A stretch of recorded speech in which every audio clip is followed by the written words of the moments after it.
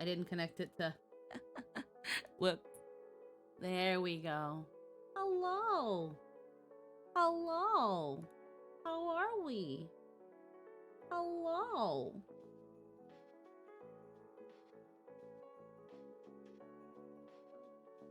Hello. My brain is so flat. I originally wasn't gonna stream today, I'm gonna be real with you. But I was like,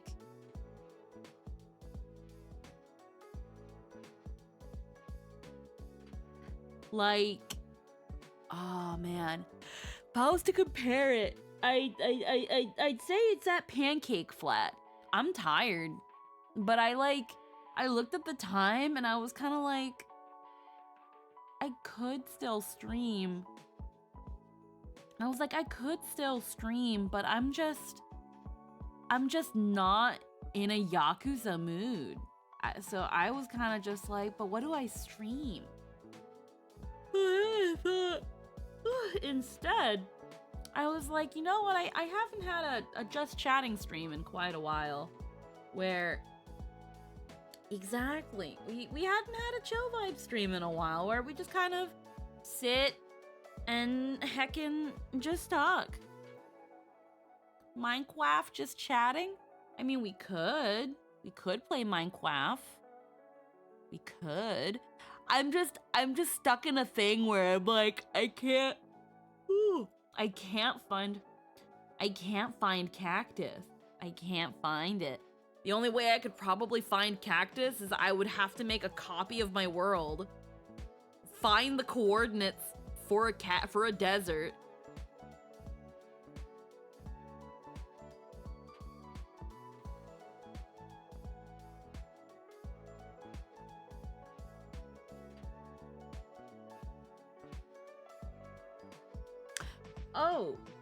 Oh wait, hold on.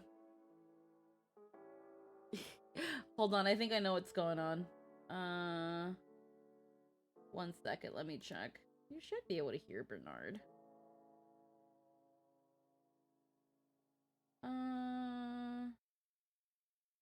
Yeah, now I know what it is. I know what we don't have. There we go. There we go. Now, you guys should be able to hear Bernard. I forgot to do that last, audio source. A little brain I need dead, to catch up on Jillygoo's grave. Jillygoo's grave? Jillygoo's grave? Yeah, that's what it's called now. Jillygoo's grave. Yeah, you gotta catch up on that. Mm-hmm. Yeah, you gotta catch up. You gotta get catching up. Do it. Catch up. Guys, I'm gonna be real with you. I've been taking Giggity. notes. What's the picture? One moment, Ty. Make sure it's heckin'. The picture behind me? This is an old Christmas commission.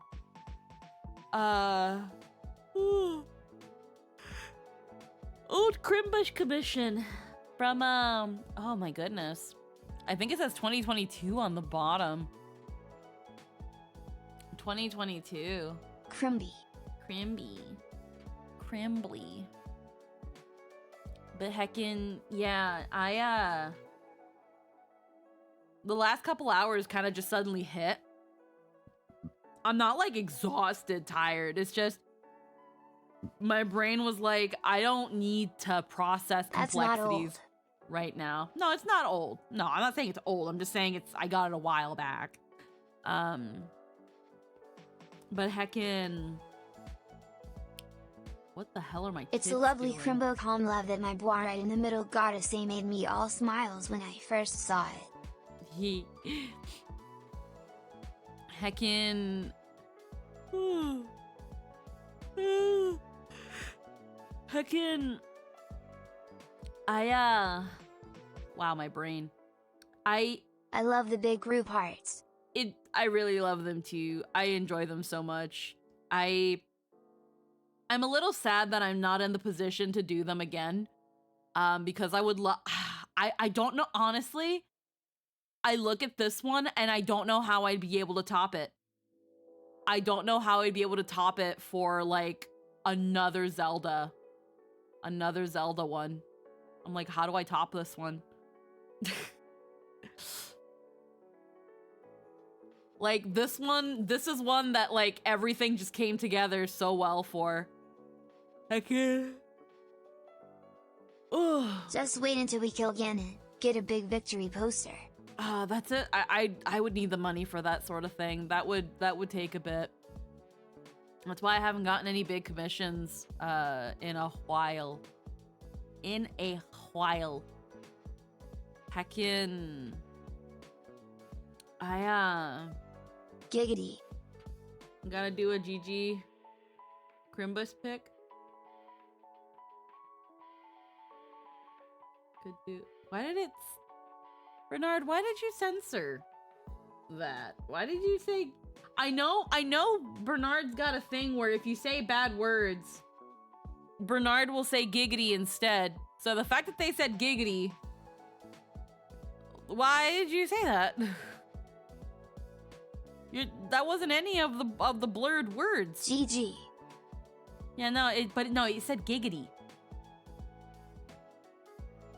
I don't know. That's good. Gilligan's Grave. Yeah, I don't know. No idea what happened. Either way, it's fine. But yeah, after finishing, oh my god. For those who saw today's session of Gilligan's Grave, oh my god, the one that we recorded. Oh my god. Oh. Ah! It's gonna be... It's Was gonna me be doing the ellipses for pauses. Oh, maybe. It's gonna be an interesting one, is I could say. Hello. The next one, the one that's coming Do you right think up. it will last until March? Until March? At the end of the recorded one, Logan said something along the lines of the climax of Act 2. So, who knows? Who knows? It's I don't know what I don't know. Like this is why I'm taking notes, because I'm in a position with Gilligan's Grave right now where I'm like half understanding what's going on. I can't wait to see how Lily Estate went. I'm half remembering how Gilligan's Grave, like the plot has been. I have been so out of it. So taking notes has been pretty helpful. I'm not that far into so like I've been doing 2 rewatches, if that makes any sense. So in my initial rewatch where I'm just listening to what's going on, where I'm just listening to it again, I'm on session 7 or 8. Sa'un's the thumbnail. I love when people chop up D&D campaigns into acts and arcs with assumed endpoints. Yeah, so heckin' that one, like session 8. I think we're on the session where Sa'un's the thumbnail. I think that's session 8. But in the watch along that I'm taking notes, I am on session 4. I'm 40 minutes into session 4. It's interesting because a little part of me, and I'm probably not going to do it because I don't know how it would be interesting to anybody. I was thinking of doing, like, honestly, I guess they would count as co-working streams, but they wouldn't really be interesting because you'd have to see if I'm just sitting here. First off, I don't know how the fuck co-working streams work. I have no idea what the fuck those are, but I don't think those would work unless you guys had a hand cam. that like could watch the note taking. And I don't think that would really work out. I personally don't think I have nice to look at hands. So I don't think I don't think hand cam streams where I take notes as like co-working streams would be any interesting. It would essentially be like taking notes on like whatever we're watching or whatever session we're on and kind of discussing. But I don't think those are gonna work out, so I'm not gonna do anything like that. I think the notes Squeaky hand reveal and gasps, how scandalous. I also think like the times that I'm taking notes are like wow, when I had decaf coffee after this, I had just before we started recording, I got like I had like a chicken pot pie. I only got to eat half of it, and the rest of it's in the warmer. And I made a cup of coffee, but I made like a decaf one because I was like, I don't need to be buzzed. But now I'm yawning all over the place. So like, god damn it, maybe it could have had a little bit of caffeine. But yeah, I think nowadays I yelled food coma coming up to get ya. I'm gonna be real with y'all. I never had a chicken pot pie. It was just one I bought from the grocery store, so it was already made and stuff. I was just kind of like, I've never had this. This is relatively cheap. I really don't want to make any food. And like Jester will be home in about 30 minutes.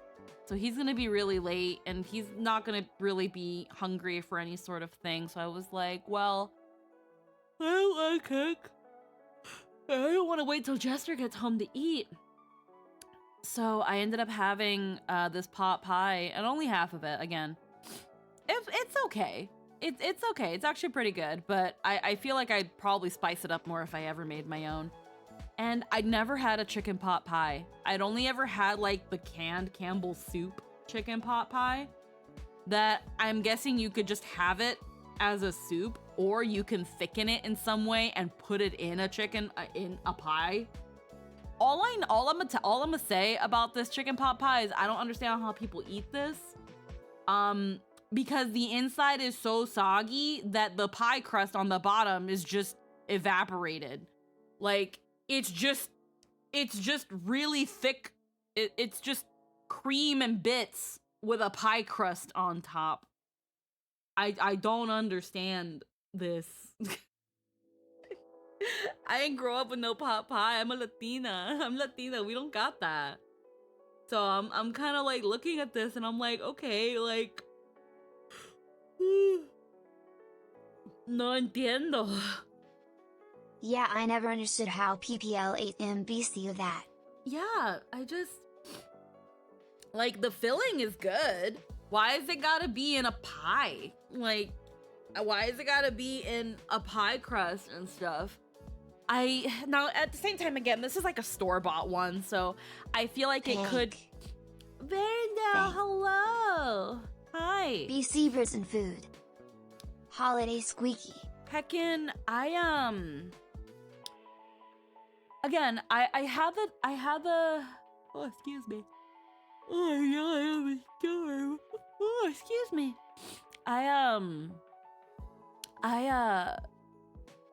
No, I because it was a store-bought one, I feel like it, I wonder if instead of pie crust, if it would work better with like, the only thing that comes into my head is like phyllo, like like puff, like layered puff pastry that's like all buttery, kind of like croissant-ish. I feel like it would be better in something like that. Not sure.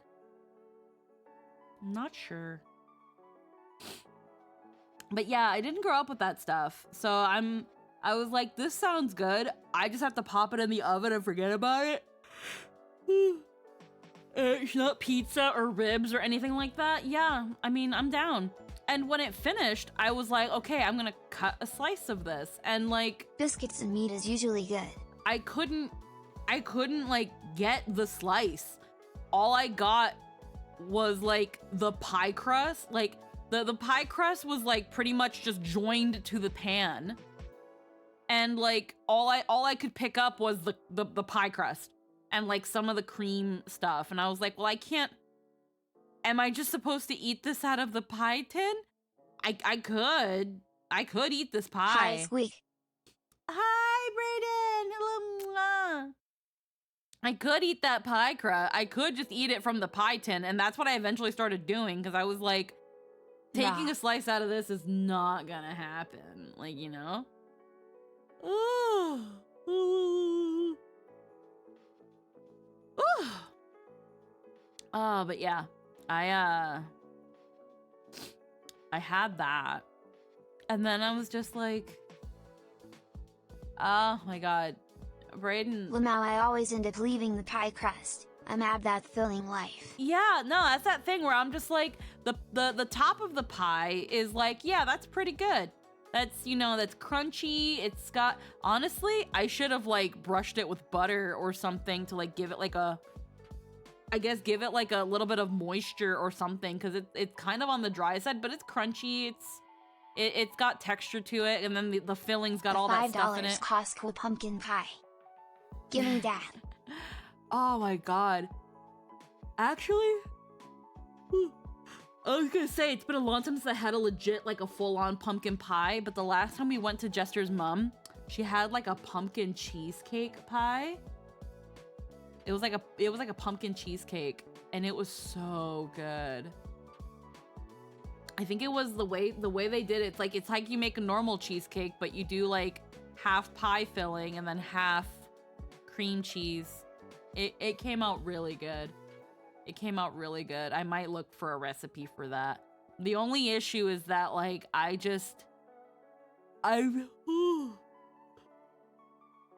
don't bake a lot of desserts. So that's where I'm kind of like, I don't know, it feels like a whole other ballpark than like food. But I would probably learn how to make a pot pie, because the one I'm still kind of working on, it's in the warmer right now because it got cold. I was eating it so slowly. It's not so bad. I want to learn kind of how to make it because I'm like, I can do better than whatever is in this. It's like a chicken bacon pot pie, and I'm like, yeah, I could put more flavor in this and make it better. And probably make a better pie crust if I learn how to do that too. Ooh. But heckin', my pie. I am currently peeling potatoes while watching the meat on the spit. It's good life. Oh my god, Nux, I can make your life so much easier with that peeling potato thing. I learned this life hack Half Cook's completely riffing. He made chicken pie based off quiches from Foodback when he was filming restaurant stuff. Oh, hell yeah. Heckin', I learned this one like life hack for peeling potatoes for like when you're boiling them for like mash and stuff. And they'd give him leftovers and had make something else stab it. Oh hell yeah. Oh yeah, it's always down. Heckin', I'm trying to remember. So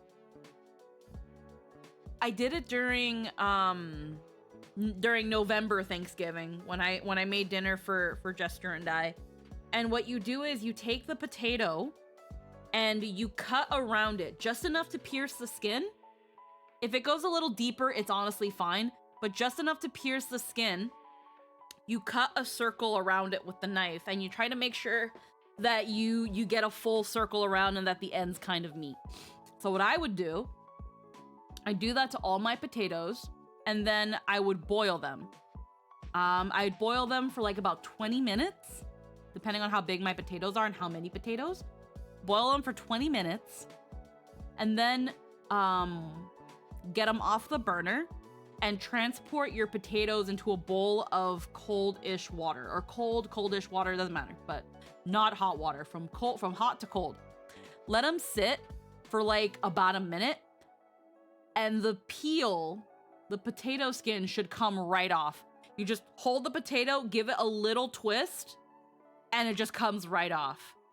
And then after that, what I do is, just to make sure that I cook my potatoes through, I put them back in the pot for another 20 minutes. So that in total, the potatoes boil for 20 minutes. But in that period in between, I took like a bag of potatoes, which I want to say was maybe about 15 potatoes.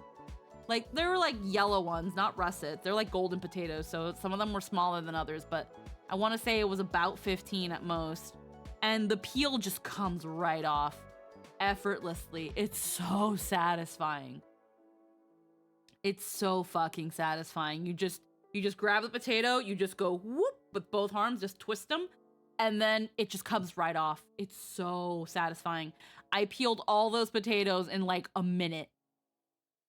Like a minute to 2 minutes, put them right back in the pot and let them boil again. And then I took those potatoes and I took a food sieve. So I might have to try it next time and say how that goes when we roast them. Yeah, I find that I've not tried them in terms of any other preparation. I've definitely done it for mashed potatoes. I think if you're parboiling potatoes to later roast them, you can maybe use that method to easy peel them. The smaller the potatoes, the less you would need to boil them for however long. You can peel stuff with a spoon. Fun little tip. I feel like I would mess that up. I believe you, and I think I've heard of it, but I think I would mess that up. I can barely peel a potato with a knife. Heckin'. And then also, if you have a food sieve, like those wire food sieves, just take your potato and just like gently, like almost rub it along the food. It's easier than it sounds, Lamalik. I always forget to buy a peeler. That's fair though. Like, but yeah, take the potato and put it inside the food sieve and like rub it down, kind of like you would rub like cheese on a grater. And it'll just go through the food sieve, and there you go. There's your mashed potatoes. Just put your potato through the food sieve, because it'll already be super soft if it's been boiling for 40 minutes. And then just stir it around with a spoon to just kind of like mix it together, and throw in half a stick of butter, or how much butter you enjoy on your potatoes. And you've got some silky smooth fucking potatoes. Oh, it's so good.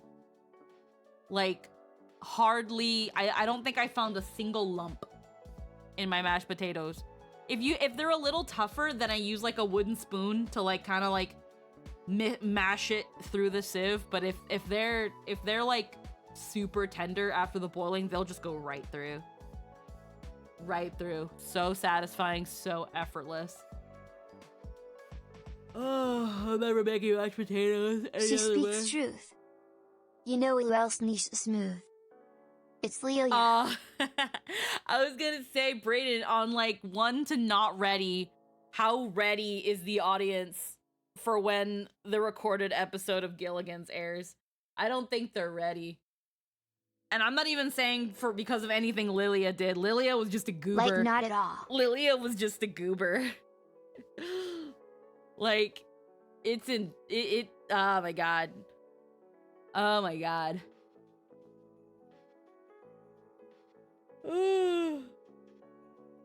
That's the only thing I hate about the holidays. It's like, we can't have D&D during the holidays. Everyone's gotta go do shit. Got real. Real quick. Yeah. Legit. Legit. Fucking... We were having the goofiness, and then the big boy happens, and then I blink. I'm processing the first thing, and I blink, and I have like a sip of my coffee and my pie, and then I blink again, and suddenly someone's about to get shot. Suddenly, it's like that last scene happens, and it's like, wait a minute, I looked away for 2 minutes. What? Oh man, it got real quick. Like, oh boy. I'm trying to remember Hashtag Scarn's fault LOL. Wait, why is it his fault? Why is it? Oh my god, it's trying to talk without giving spoilers. Because like I don't want to spoil it for anybody here. I don't know, like... it's fun to blame Segai. Oh god. Oh my god. That's that thing where it's like I knew something was gonna happen during Hmong runs, but at the same time I was like, no, it's too big. It's too big in the pits for something to happen during Hmong runs. And even then, I don't even know what they would do during Hmong runs. Wrong. I don't know. And that's that thing too, where I'm just like, if I don't know what's going on, I'm able to kind of approach this just as blindly as Lilia. So like, I'm kind of in that position where it's like, everybody else seems to be reacting a certain way about this. I'm just gonna assume it's vestige related. I'm excited for future roleplay too. I don't know where things are gonna go. I just hope that whatever the fuck happens, it doesn't... I don't remember the term that Logan used. I am so sorry for my reaction to Su'un. What do you mean your reaction to Sa'un? The Sa'un? Like, no, I love that. If that's what you're talking about, I mean, I love that. I absolutely love that. Do not apologize for that. What do you mean? Ooh. Ooh. Ooh.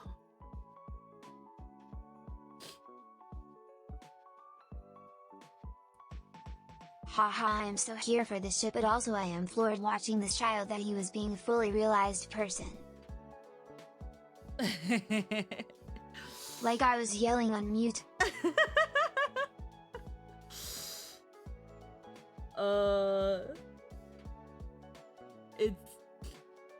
Yeah, so like so I remember earlier when you guys mentioned his other name, where I was like, oh, I remember, because here's the thing. And also, I knew you were smooth and ship RP strong, but being in the call is another thing to he. Heckin'. So a long time ago, like I want to say a good couple weeks, a good bit before Honokuni started for you guys, Logan actually showed me this person and their whole like quartet, not their quartet, but their whole like table. The best way he introduced it to me, he told me about it twice. He showed me the picture twice. One of them had all their names, and the other one didn't have all their names. The best way he equated it to me was like Aizen and his Espada. And I was like, huh? And he was like, that's the easiest way I can put it in terms of like what these people are to this person. But also the actual antagonist is this one right here. And I was like, oh, and then he explained it to me. And I find this really, really funny now because like what you guys were saying, where it's like, Sa'un is that person. And I'm just kind of like, okay. But again, Logan only told me about all this like before you guys. Tools of War. So that's where like Logan told me about them before you guys even did Honokuni. So I don't know what happened in Honokuni with you guys and this person and all this stuff. He just was like a little creepy kid. My character in Vestige Do4 doesn't know how to interact with kids, and so I'm just a little horrified / so charmed by him. Yeah, so I'm looking at all this, and it's like, what I'm learning about him in terms of what happened in Vestige, I am learning through Sa'un. I am learning as Lilia. I don't know dick. I don't know shit. But I'm like so here for it. It's so cool to watch. I'm so here for it. That's what has me hollering. Like, I don't know how the Vestige crew... There is no blood in Honokuni, a pile of corpses, a feast never ending tilde. Oh, is Honokuni stuff coming up in Gilligan's? I guess, in a way, Eclair? I have no idea. Again, like, the ones who know the furthest about what's going on, when in terms of, like... Eclair, you have no idea. Ties to Vestige and Honokuni. Me and Segi don't know shit. The only thing I know is what Logan told me a long time ago before the main group did Honokuni stuff. It's an NPC from that area/story. That's all I'll say. Yeah.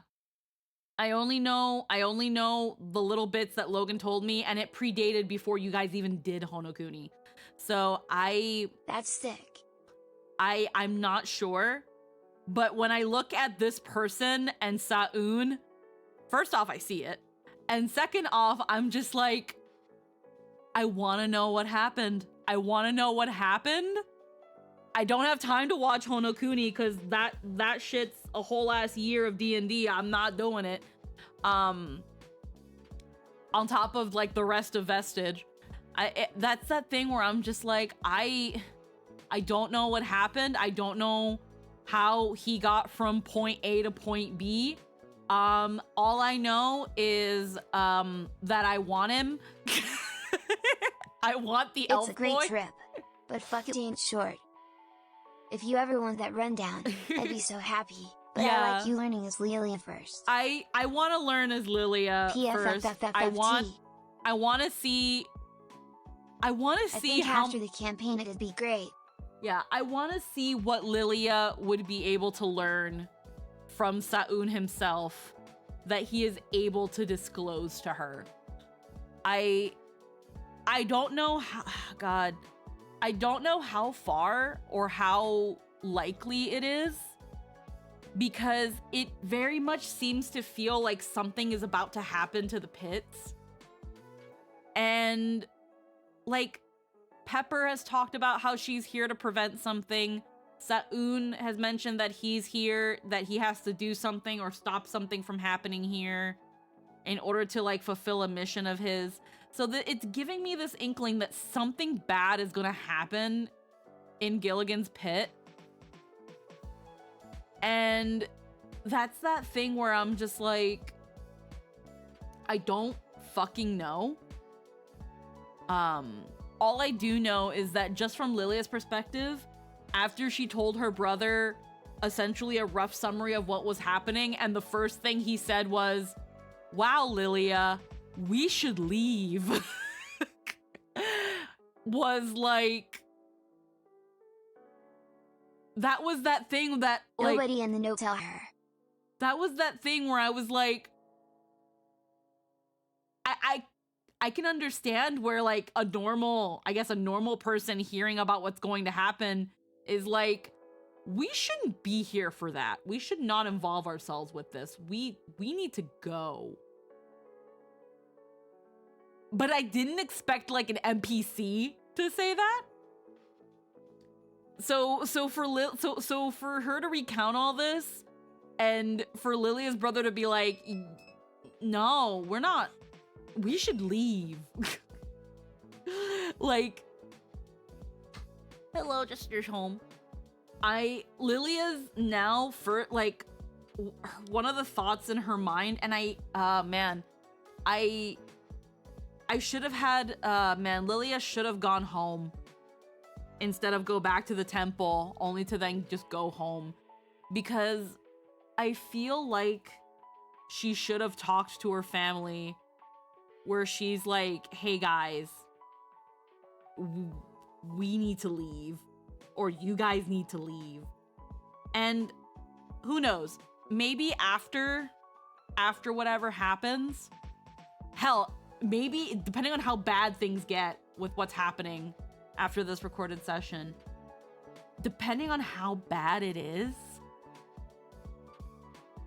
I think it'll probably be the thing that makes Lilia be like, no, you guys need to leave. I don't know what's going on here, but if it's going to get this crazy, you guys cannot be here for that. And she would probably tell Skarn to do the same. She would probably tell Skarn to be like, I don't know about you, but your family can't stay here. They can't leave. They need to leave. We can't be here. Like, we need to leave. Because it's like with Lawrence, like, I mean, his mom's dead, doesn't know where his dad is. So he can just leave it behind.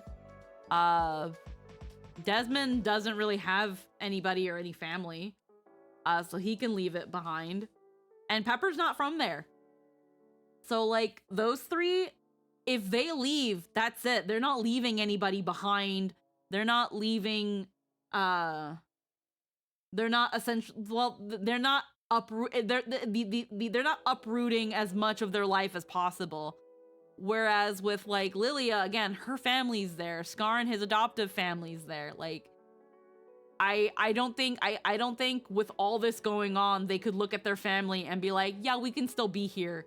Y'all can just chill here still while all this is going on. So I don't know. And that's depending on how things go or if we live through this. Lily is going to want to talk with her family. Lily is going to want to talk to Skarn and tell him that he needs to talk to his family. And then proceed from there up till endgame. Because, like, if shit's gonna go the way we think it's gonna be going now, no, absolutely not. No. Like, I can stay here and figure this out, but don't drag my mom and my dad. But will they remember that they need to leave?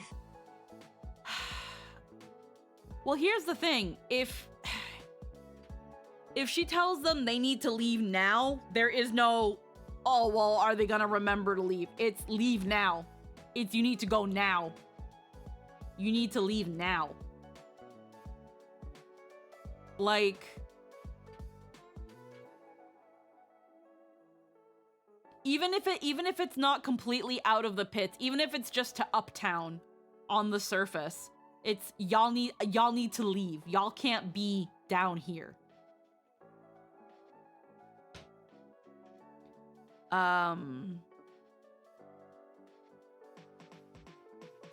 Again, I just don't know. I just have this gut feeling, and it gives Lilia this gut feeling. Ever since her brother was like, this does not sound good. This feels, I don't think. Giggity. Hi, Spicy. But yeah, that's, actually, I know what I want to do with Bernard. I'm gonna put you right here, Bernard. There you go. There you go. On the little couch. But yeah, Heckin' Shella? With the Hempkin gifted Subaronis? Scylla. Merry Primeim. Merely Less than 3. Crimium? What? Yeah, it's minorly similar to Pepper's situation that something absolutely bad is coming and her family can't get a YA unless she helps. Oh Hi, my Syl, goodness. Mary Crimbo. Oh my god, though. But yeah. Also, if something bad happens and fucking we die, how can I have the funny elf man? How could I have the funny elf? Oh, pet. Pet. Pet. Pet. Pet. Heckin', but yeah, heckin', ugh. Oh, fuck. Oh, it's not, the blur thing's not gonna work. I don't have it set to, I don't have it set to this scene. Whoops. Whoopsie. You guys don't get the blur for this one. I didn't set it up for this one. This was a last minute decision I made. Heckin'. What was I gonna say? Dang it. Yeah, sorry about that, Smorg. I didn't think people would actually do the glasses off redeem. No, I'm not trying to suck your toes, but hey, pretty girl, I'm sucking toes. The way you do the things you do reminds me of me sucking your toes. That's why I'm all up in your toes. Heckin'. Oh my god, what was I gonna say? I'll be real though. As much as, thank you. As much as I've been enjoying, Holy shit, them peepers. while I have been enjoying the dynamic with Lilia and Sa'un, and I think it's really, really cute, I'm not sure quite yet how I feel about them as a ship. Sa'un is still like... It's so weird to say that he seems like he's, even though he's been here for so long, like he's still figuring himself out.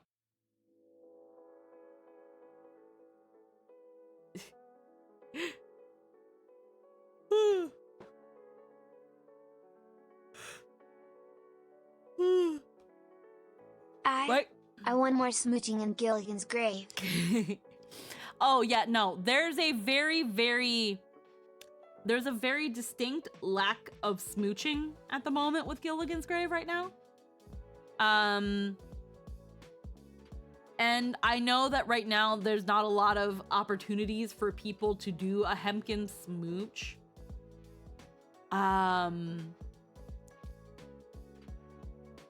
But whew. The only person hitting on Pepper is a child.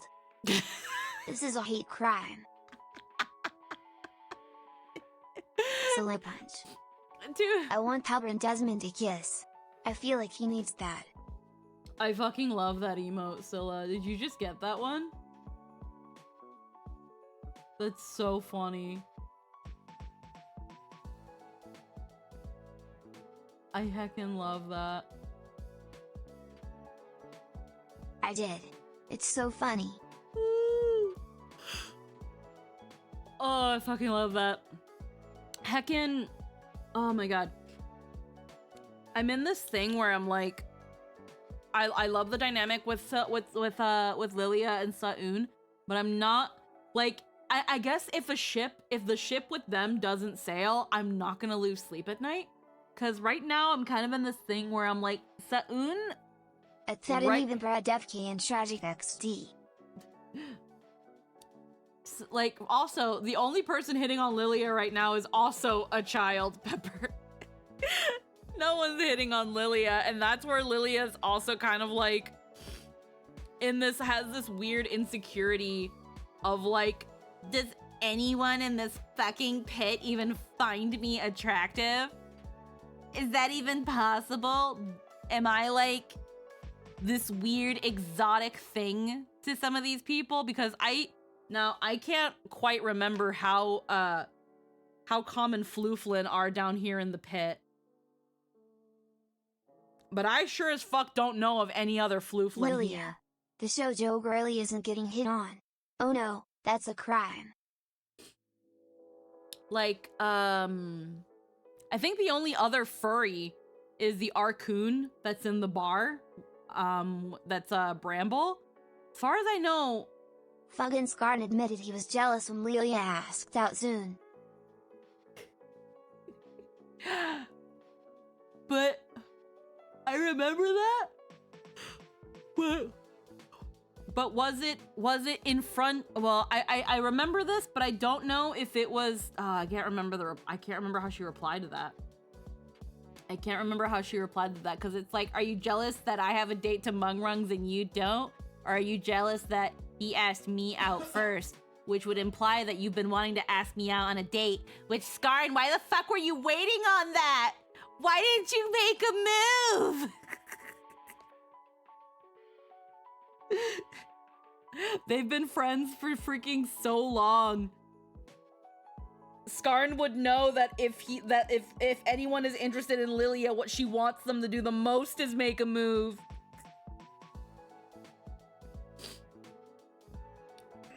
She's the one that makes a move because it's just like, I need to kind of test these waters and see if Silly anybody's blue bows. interested. Nah, boys are dense.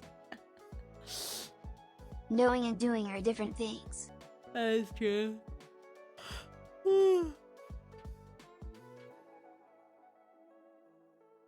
That's that thing of they've also just been friends for so long and their families.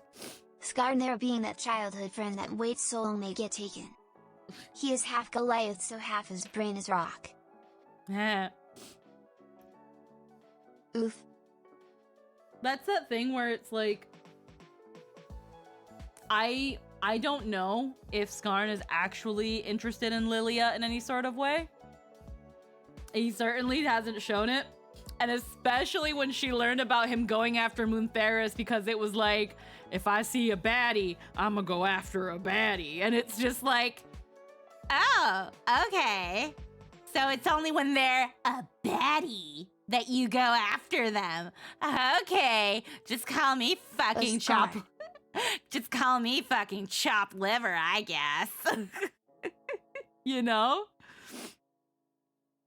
Cause it's like, wow, Skarn, so forward, just following a pretty girl around and trying to get to know her and all that stuff and trying to flirt. And he's like, if I see a baddie, I'ma go after that baddie. Like, no. Skarn may be dense, but Pepper he has go. been playfully hitting on Skarn every once in a blue moon because she is bored. Could have had the lucky rabbit's foot but decided to G for the baddie. Yeah, and then when he finally talks to her, she calls him sir. And then she learned that she was raised by his daddy, and his daddy goes by the name Sir. And all Lilia can think of is, oh, absolutely not. You can't. No, don't go after the one with the daddy issues. She's gonna call you daddy. She's gonna call you sir, and it's like calling you daddy, and it's gonna be weird. Don't do it. No. Oh no. No. Don't do it. I'm sorry, Skarn. She ain't a baddie. She just bad. And what sucks too is that she is so down. She is so down to be a wingman for Skarn. She is so down. The problem is that, like, in her head, she's like, if someone's gonna go after Skarn, they need to go after Skarn. Not a baddie just needs a daddy, lol. It's like if anyone is gonna go after Skarn, they're going to want to go after Skarn because there is something about Skarn that they love and admire and want to polish and treasure like the wonderful person that he is. And the first thing that comes to their mind when I ask them what it is they love about them, it's not, well, he's different. Because I'm gonna ask, what did they mean by that? Are you asking because he's like 3 times as tall as everybody in the village?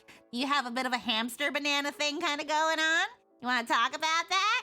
A little bit. I mean, I'm not gonna judge, but if that's all you see in a person, then we're gonna have a problem. Absolutely not. Pepper begins to sweat. You have a hamster Lilia banana thing? keeping her big bro from all the girls. JKL Mao. Gagged. You ain't a hamster. Like, don't get me wrong, I appreciate a good height difference Skarn here, got that too. size queen dilemma in his hands with everyone he goes after. I'm just Not the hamster banana. saying. I appreciate a good height difference here, but that can't be the basis of your relationship. But doesn't Skarn get laid all the time? Or so he claims. It's... That's not a question for me, unfortunately. I would rather let Segi answer that because that's his character.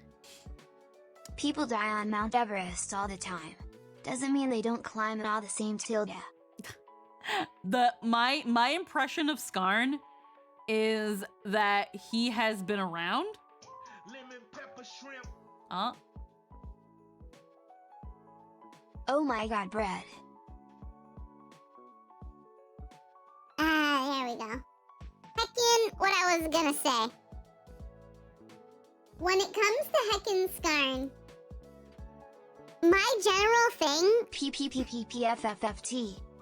My general thing with, in terms of impression of Skarn, is that he's probably been around, he's probably experienced a person or two, because, the pits is, also a pretty common tourist destination, so he's probably seen an outsider or two and kind of had moments with them. Or he's gone around and flirted a lot and maybe gotten lucky a couple times. I don't know. I don't know how often Skarn gets laid. And Listen Lilia... is a sight to see for sure.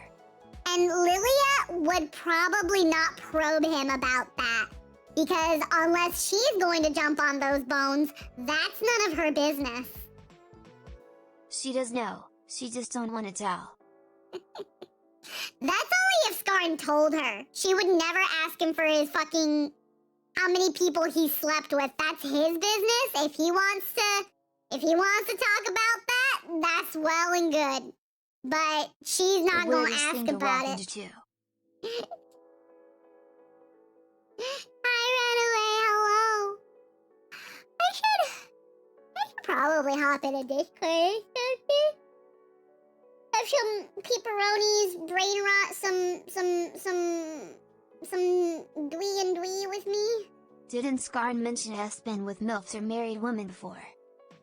I don't think Skarn said that. I think, Skarn said... One second, let me... Segi has. Elza's like, maybe Segi has?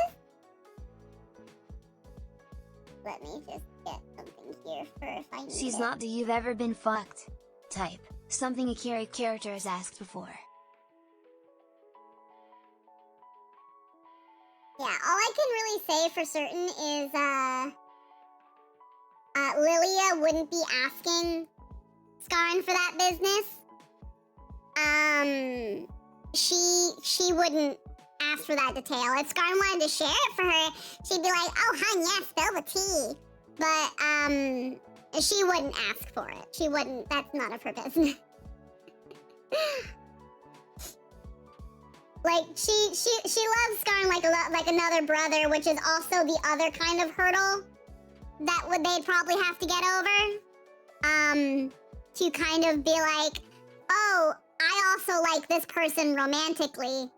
I have these trials and tribulations that we have been through have been, have suddenly made me see that you might actually also be a good romantic partner. I don't know. At that and even bread what?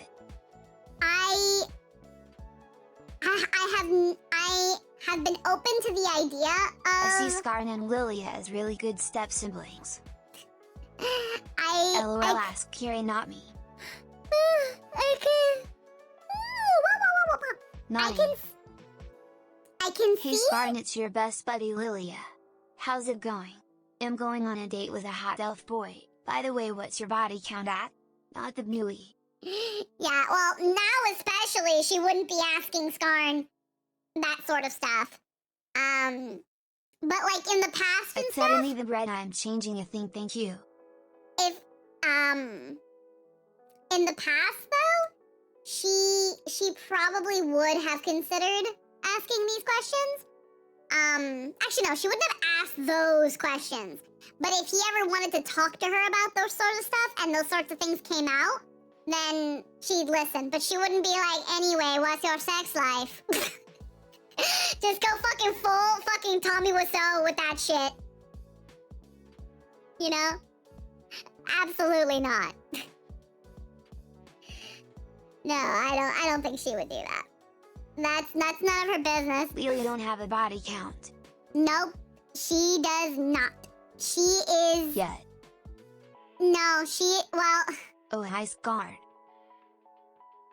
She's got the other kind of body count, methinks, in that she has let people die.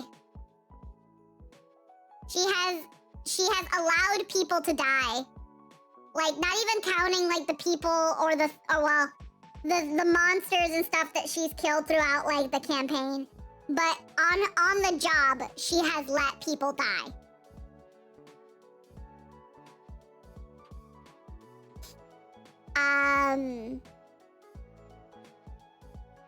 Because, and maybe probably had to put down a couple people. Probably not the best moments she's had on the job. But as a tour guide... Oh, how Kursala Mao. Like... On the job, Lilia has probably... I'm not gonna give a number or anything. So I'm about to be the first body count. With Lilia... Actually killing people herself would have to have been like an absolute last resort, as in they're putting the rest of the tour at risk. Or at least like they are in actual danger, like they have a weapon or something like that. When it comes to leaving people to die, if it's someone who is so belligerent that it's like, I want to go this way, and they won't listen when she's like, we have to go that way, this is a safe route, yada yada yada. She's left people to die. She has left people to die and then come back and been like, by the way, I had a person go that way. I kept telling them no, and they would not listen. They were completely belligerent. They're probably dead now. You should probably go and get them, Undertow. Lilia's had a couple of those.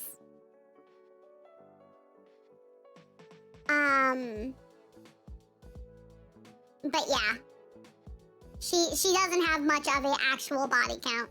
She has kept herself so pure. At least as pure as she can keep herself for the moment she's supposed to see her prince again. Which, with all this stuff happening, with the stuff with Kag and Darkland and this like parasite going around and some of the stuff with Sa'un, it's just like...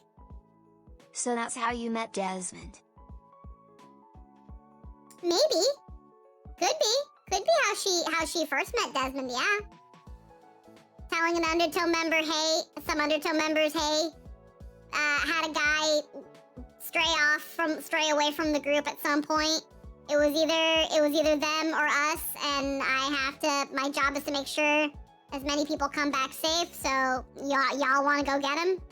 That kind of stuff. So that could probably be along the way how she met Desmond. Probably even sent Skarn on a couple of those. Because as Skarn also technically does work for the BBTA, and is and also in a way is also an Undertow member, so that would also... He probably did a couple of those. So because he's bigger, he could probably go through the tunnels in much quicker breaths than everybody else. But yeah, right now there's a lot of things that make her wonder, she's not like sitting there like being like, I've wasted 10 years of my life waiting for this person who will never come. She's not there yet. She's nowhere near there yet. She's in that thing where, just like her brother told, trust me, that talk with her brother was crazy for her. That talk with her brother kind of had her realizing that, like, I guess it wasn't a sort of realization. It was something that she kind of didn't want to tell herself.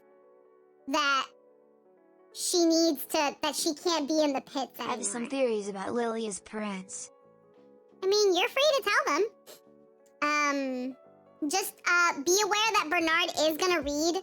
So if you gonna read everything. So if you end up typing a really big message, Cerberus, let us know ahead of time. Let me know ahead of time. That way I don't accidentally talk over it, you know?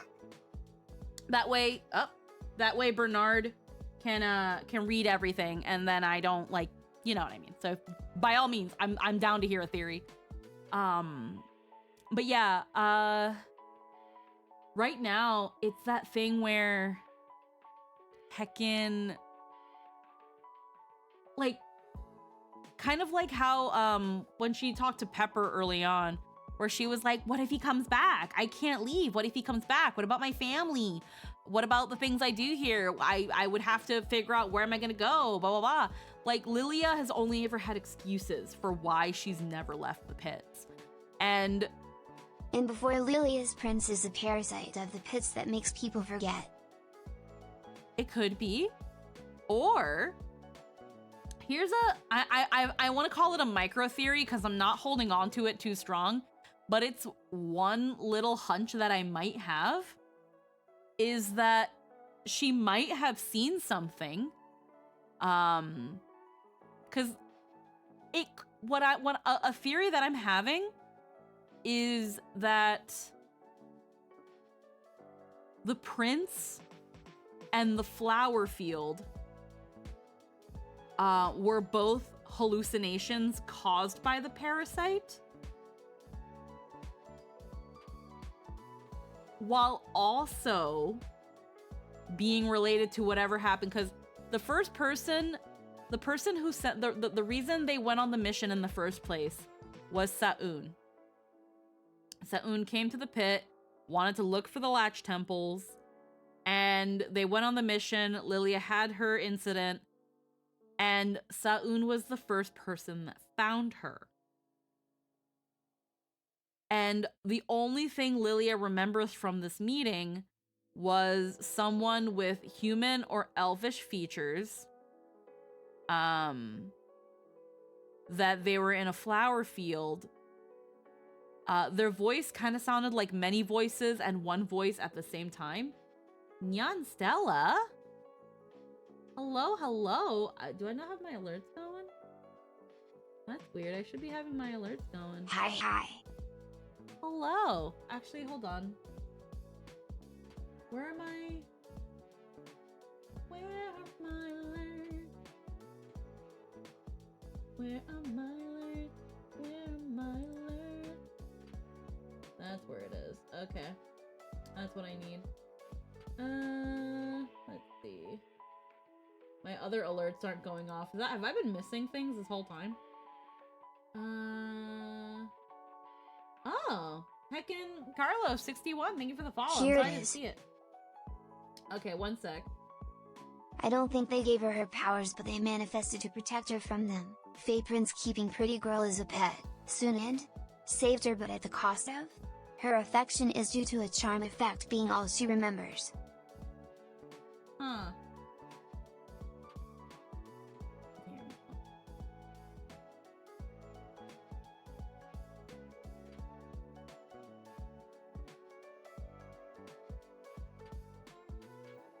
My alerts weren't working in my last stream. Was melding frustrating?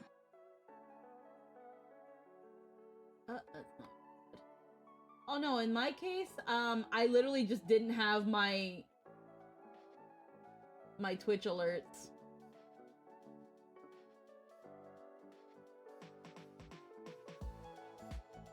Oh oops. I just literally didn't have the alerts on my thing. Because I'm smart. I'm so smart. There we go. I can probably just replay that. That way it can... I can't do it through here. LOL! Never mind. But yeah, thank you for the raid gun, Stella. Hope you were having a good stream. Right now my glasses are on actually, but I can't see if you know what I mean. I don't think they gave her powers, but they manifested to protect her from them. Fairy, Fae Prince keeping Pretty Girl as a pet. We were doing the Christmas event in Phasmophobia. Oh, I still have to play that. I haven't played it. Pretty Girl. Sa'un and Blank saved her, but at the cost of Blank. Her affection to do is a charm effect of being... Her affection has to do with a charm effect being all she remembers. I don't...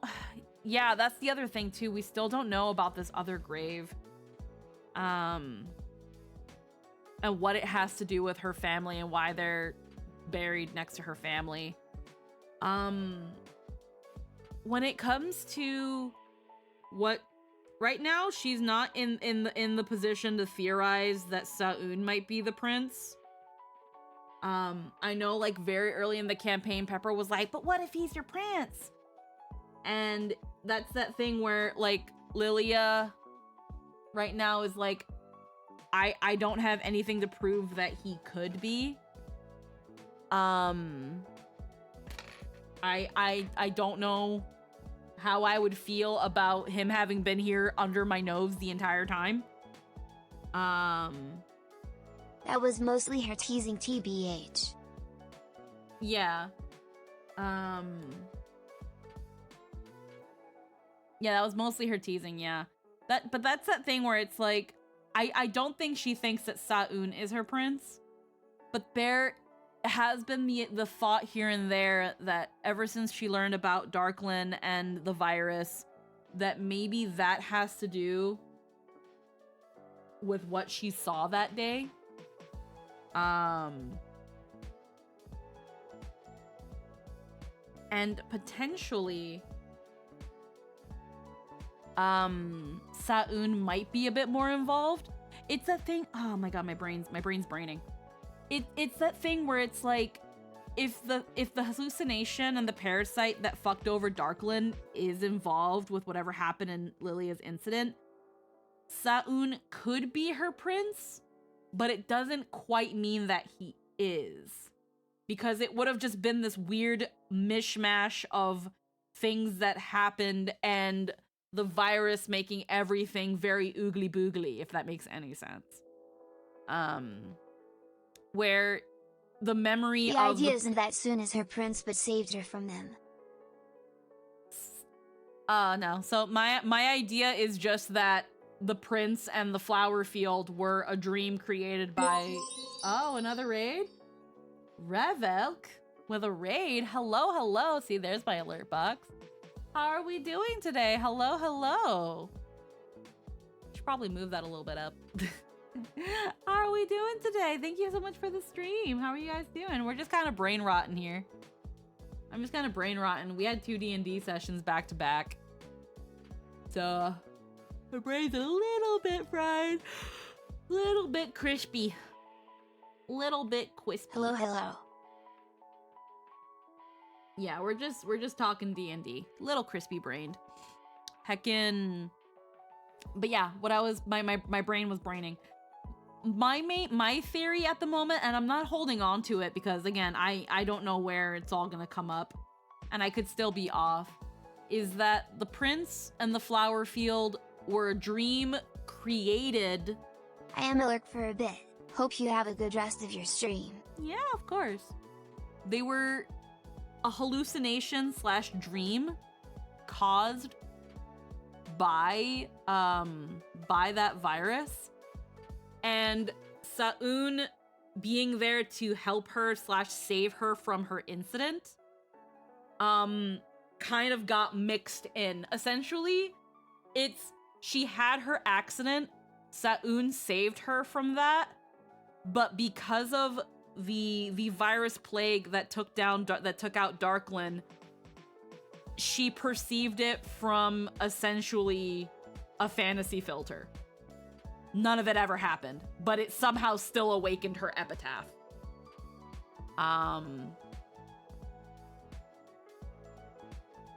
which in a way would mean that Sa'un is her prince, but it's not because she didn't see Sa'un in whatever happened that caused her to see this person. Because again, I as a player, I have a picture of the prince.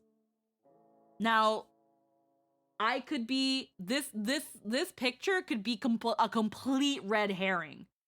It could just be a character that Logan got and was like, "Oh yeah, this is totally the actual prince." But I know as a player what the prince looks like. They and Sa'un look nothing alike. If anything, Linnell looks like the prince.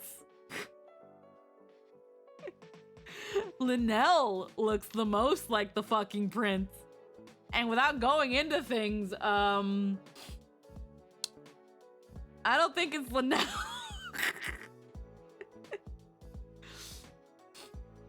I'm gonna get ready for bed. Have a nice night.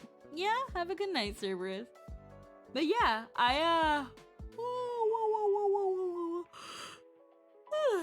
yeah. But yeah, heckin'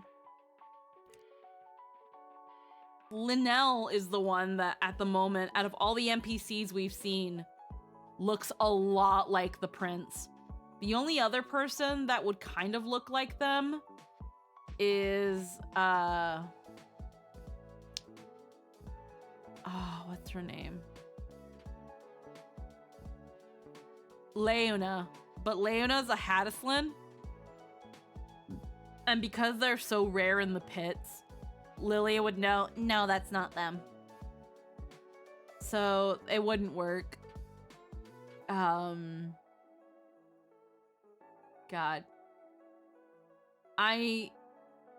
I'm kind of curious as to Random how... thing to say, but I like your hair and outfit. Smile, I like the pink aesthetic. Oh, thank you. Yeah. Ooh. Excuse me from all the yawning. I had back-to-back D&D. And my brain is smooshy. I have smooshy brain. So smooshy. I'm just kind of chill vibing, honestly. I should probably... Lilia's prince was actually a Princess Lowell. Well, to be fair, when I created Lilia and I told Logan about the whole idea of like a prince that she saw or a being or a person that she saw that she equates with a prince. It was Pepper. Gasp. One of the things that I told Logan was if he actually goes and gets like art of this character or whatever, they are not to be limited by gender, or like sex or anything like that. So there was like you could make them a woman, and just Lilia can't remember. They could be a man. They could be non-binary. Lilia doesn't know what they are. Lilia has just equated them, the mannerisms, what she remembers of their meeting, and being like they were like a prince. What is Lilia's sexuality?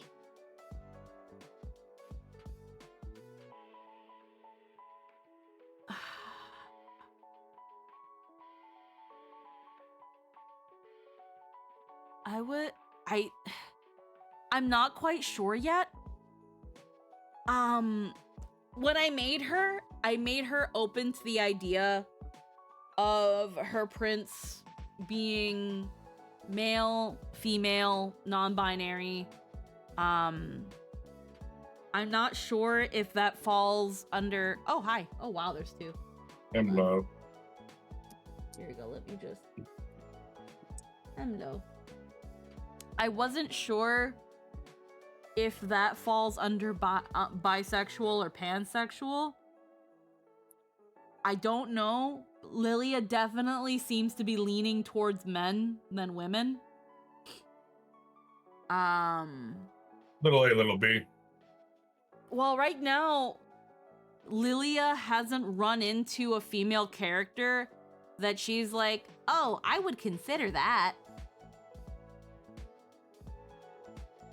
And that's where I'm kind of like, I don't know where Lilia falls on the sexuality thing, because I've only made her open to anything if it's the prince. And in that case, Lilia is not Metaviana. Again, I don't know. Good question. I don't know. It's hard to say, because at the same time, I myself am not attracted to women.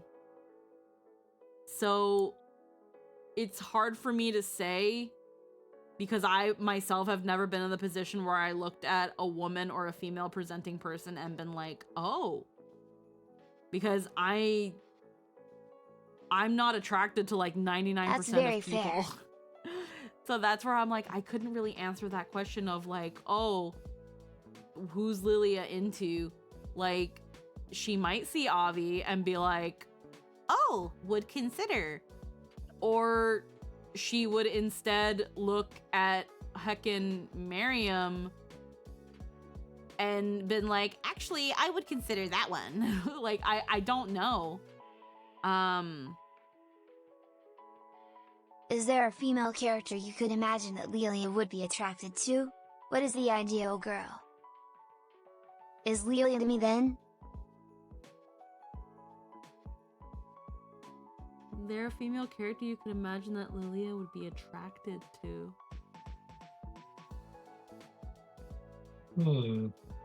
I don't know. They'd have to... Unfortunately... right now, the only way I can see Lilia going after a girl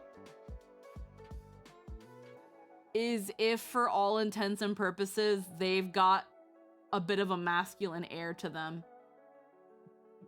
Muscle mom. I wouldn't say a mom. I wouldn't say a muscle mom. You're just kind of looking... I don't know how to describe the character, because I don't really care for female characters. So, like, I couldn't tell you.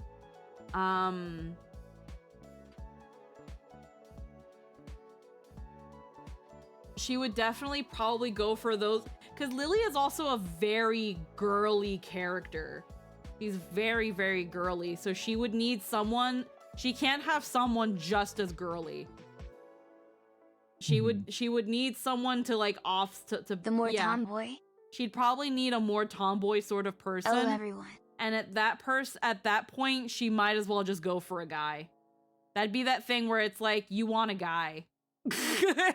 If that makes any fucking sense.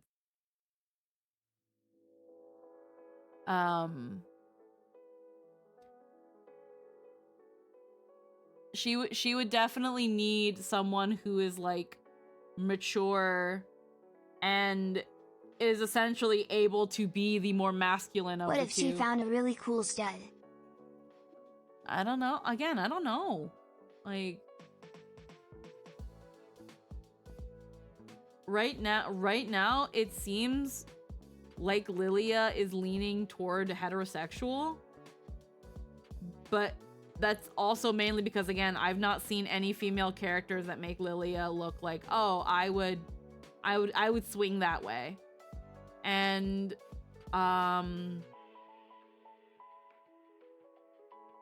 unfortunately, I couldn't quite call her Demi, because one of the things, or at least one of the things that I believe is a criteria that falls under demisexual or demi-romantic, is that you need to know the person. You need to know them, and you need to have some form of trust within that, with that person. What Lilia has is just pure, Girl, unfiltered. follow your doki doki. She just has pure, unfiltered adoration for this person and admiration. She doesn't know them. Like, if they were a real person, she doesn't know them. She doesn't know their name or who they are or what they do or why they were there or if they're a good person.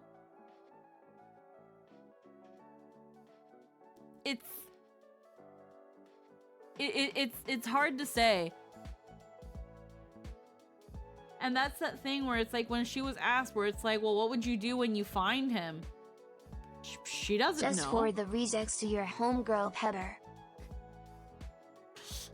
Scarn's had it too good too long. That's the thing too. It's like maybe she did and she forgot them because they died and the memory suppressing flower did its thing. Maybe. But again, she had never I don't know. I don't know. The reason it's so hard to say if maybe there was another person in that expedition is because we don't have even a crumb aside from a tombstone with no name on it on who they could be and what they would have to do with her. And even then, the only clue we have is that it's probably something to do with her family. And in that case would mean that they're probably a relative. And if it is, ew, did y'all miss that clue? Because I didn't.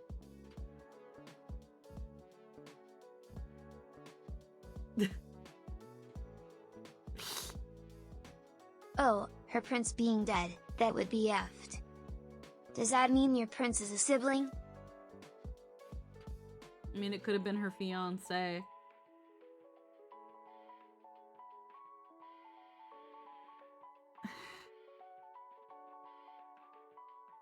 I feel like Lilia would have other things aside from just memories to prove that they were there. Because in this case, just because you forget about someone doesn't mean they never existed. Doesn't mean that traces of them Lilia are forgetting not her there. fiance is something I cannot imagine. Yeah. Absolutely not. Yeah, that's not something I can imagine. Because it's like, you would have things. You wouldn't have just the memories. You would have things to show that they existed. You would have trinkets. You would have maybe letters. She would have some sort of ring or some sort of trinket to prove that, you know, there was someone. And it'd be like, where'd you get that, Lilia? And she'd be Wasn't like... Lilia a child when that happened? Yeah, exactly that. She was also only 16. Like, again, from what we've gotten so far, it seems very, very clear that whatever person is in that grave, they are a relative. It seems to imply that They they're could be things she has but can't put any significance to why she has ought. It's hard to say if they could have been a sibling, because again, we would have something about something would be missing. Why do we have an 8th chair in a house of 7 people? Why do we have this extra room? Why, you know, like, why do we have like this sketch of who's this extra person in our family sketch? We don't have that. And it could be that Logan could have just generally glazed over that. I don't know. I'm thinking too hard into it, and my brain's flat right now. So like, if it was somebody that important, why do we have absolutely nothing aside from a grave to prove that they existed? Someone went Sibling, out of their uncle, and her grandfather. Yeah, I don't know. Unless it was a family member that also lived in the pits somewhere. Logan wouldn't put things there for no reason. Yeah. So that's that thing where it's like, unless they were a family member that also lived in the pits, but like in their own place, then maybe we can use that to justify why there's nothing in Lilia's house to suggest that there is a family member. But I don't know. But that's the thing to remember. The grave is in the family plot that belongs to Lilia's family. Lilia was 16 when it happened, and Lilia has no sort of trinkets or items or things that, when she considers where they came from and who gave them to her, there is nothing that she doesn't have that isn't accounted for. How old is Lila brother when she fell? I don't have an exact age for Lilia's older brother, but he's older. He's several years older. I just don't know by how old. Lilia in game right now is 26.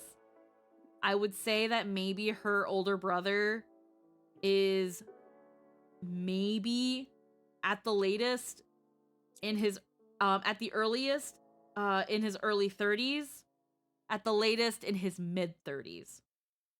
Like, they've maybe got a 5 to 6 year age gap. Not much more or less.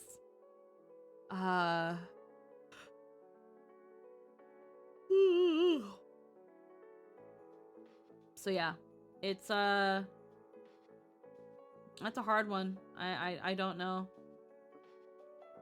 And again, I know someone asked something similar to this in Wits and Crits a while back, and the only thing I can think of is when someone asks this question, there's not enough dots to put together an answer for that, or even really theorize on that. Same that.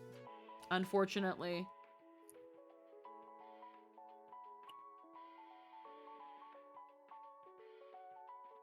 Like, I feel like one of the very last things we're gonna learn about True. near the end, like at the end of this campaign, one of the last couple things we're gonna learn about is whatever's going on with that grave. And again, there's a part of me that wonders how connected to Lilia it actually is. The only thing I can think of, again, is when, again, the several things that lead me to believe it has something to do with Lilia and her incident is the fact that... Imagine if that grave turns out to belong to Gilligan. I mean, we don't know who Gilligan is, but the things that lead me to believe it's probably one of the bigger things connected to Lilia is, again, it's on her family plot. Sa'un goes there to visit, and when it comes to that grave, he specifically addresses Lilia and asks, so you don't remember, and things like that.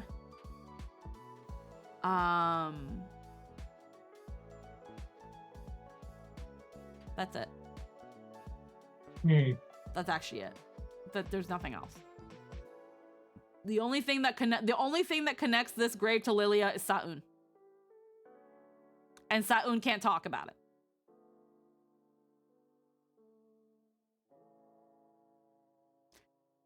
So I've got nothing. So I've got nothing, actually. I have no dots. Because right now, we've got, like, this freaking Gotham murder cult thing. But so far, none of that goes back to the grave. It doesn't give me any idea of what that has to do with that grave. We've got whatever Skarn's father was doing. We've got where the triplets play. How do the triplets play into all of this? How in on it are the governors? Because we had one governor involved with the fucking cult shit. How long have they been planning this stuff? What does Tanistane have to do with all of this? What does he want out of all of this? Mind you, I'm rewatching the sessions because I don't remember shit. There have been moments where I've literally sat during a session of Gilligan's and... Once the Fae is dealt with, do you think Lilia will ask soon? Well, here's the thing, Ankh. Lilia can't talk about it. Sa'un has pretty much outright said, I can't talk to you about it. she blacks out.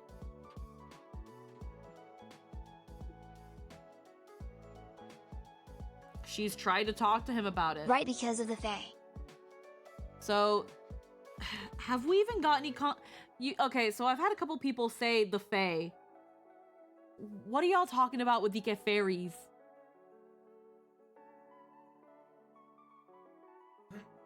What do y'all mean the Fae? When have the Fae been involved?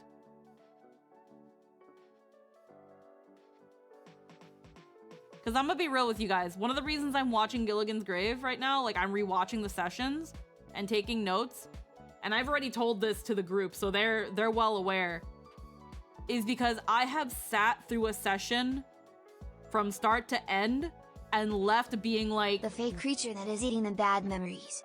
The parasite. Just please call it the parasite. Because if we start naming things by other names, now you're really going to be confusing me. I'm really sorry if that comes off a certain way. The parasite. What's the parasite? So... Big monster? Well, we don't know what the parasite is or what form it takes, but when we were introduced to any sort of memory manipulating hallucinogenic They're like thing... creatures similar to Sound, because last week's session they said the parasite was something like him. No, I've been confused, GDW. Yeah. So that's that. But here's the thing. What I'm trying to say is, Nulk, is that when we learned about it from CAG, they used the term parasite. It was something that seemed to, if I'm remembering correctly, it's something that seemed to pretty much almost feed on his people until they just withered away and died. And... Or something along those lines. Again, don't ask me for specifics. I only remember so much because I would literally sit in the session and leave the, I would sit in the session, start to finish, and I could not tell you what the fuck happened. You would ask me, so Squeaky, what happened during D&D? I don't know.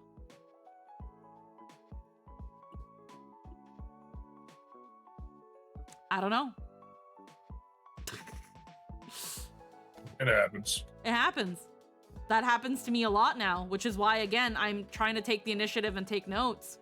Because I can't retain shit anymore. I can't process shit anymore. And... D&D can often be a very out-of-body experience.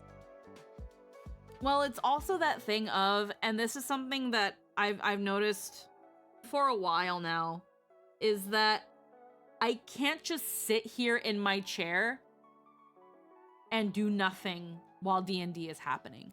I need something to essentially stim on. I need a craft to work on. I need a draw. I have to be doing something with my hands, with my eyes. I need to occupy my other senses. Or else it's too easy to completely zone out. That's why I knit. Yeah, unfortunately I don't know how to knit. That's also why. So a little I don't know if people would consider it a meta, but I don't consider it a meta in this case. I just consider it some I guess putting a little bit of me into my character so that I can be a part of it and like stay in some sort of zone. So in recent sessions, I keep mentioning that Lilia has a notebook that she doodles in, that she writes notes, like little dumb messages and notes to herself in one way or another. I think it really mostly firstly came out when we went to see Sorel. And before that, where she was like doodling things and stuff and showing them to the players or showing them to the characters. Aside from my actual notes notebook, I have like a little Moleskine journal notebook that I just like occasionally would doodle or sketch in. I try to do that. Like that, I brought in an actual notebook. There's that scene with Sa'un where she's talking to him and you can hear my nails hitting like something, like kind of like rolling against something hard, or the occasional like the sound of a book shutting. Like I actually was holding a notebook and stimming with this notebook, whether I was doodling in it or flipping through the pages or playing with my pen. I was holding on to a notebook and just doing stuff with it.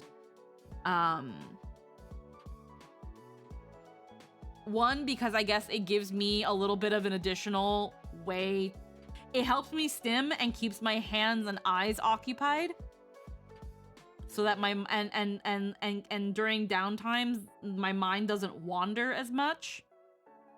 And it also, I guess, is just like another little level of immersion, that it's like Lilia has this notebook that she just kind of fools around with, and you know, ever since and it works out too, because ever since memory fuckery started being thrown into the mix, now she's like, oh hell no, I'ma write this shit down before something make me forget.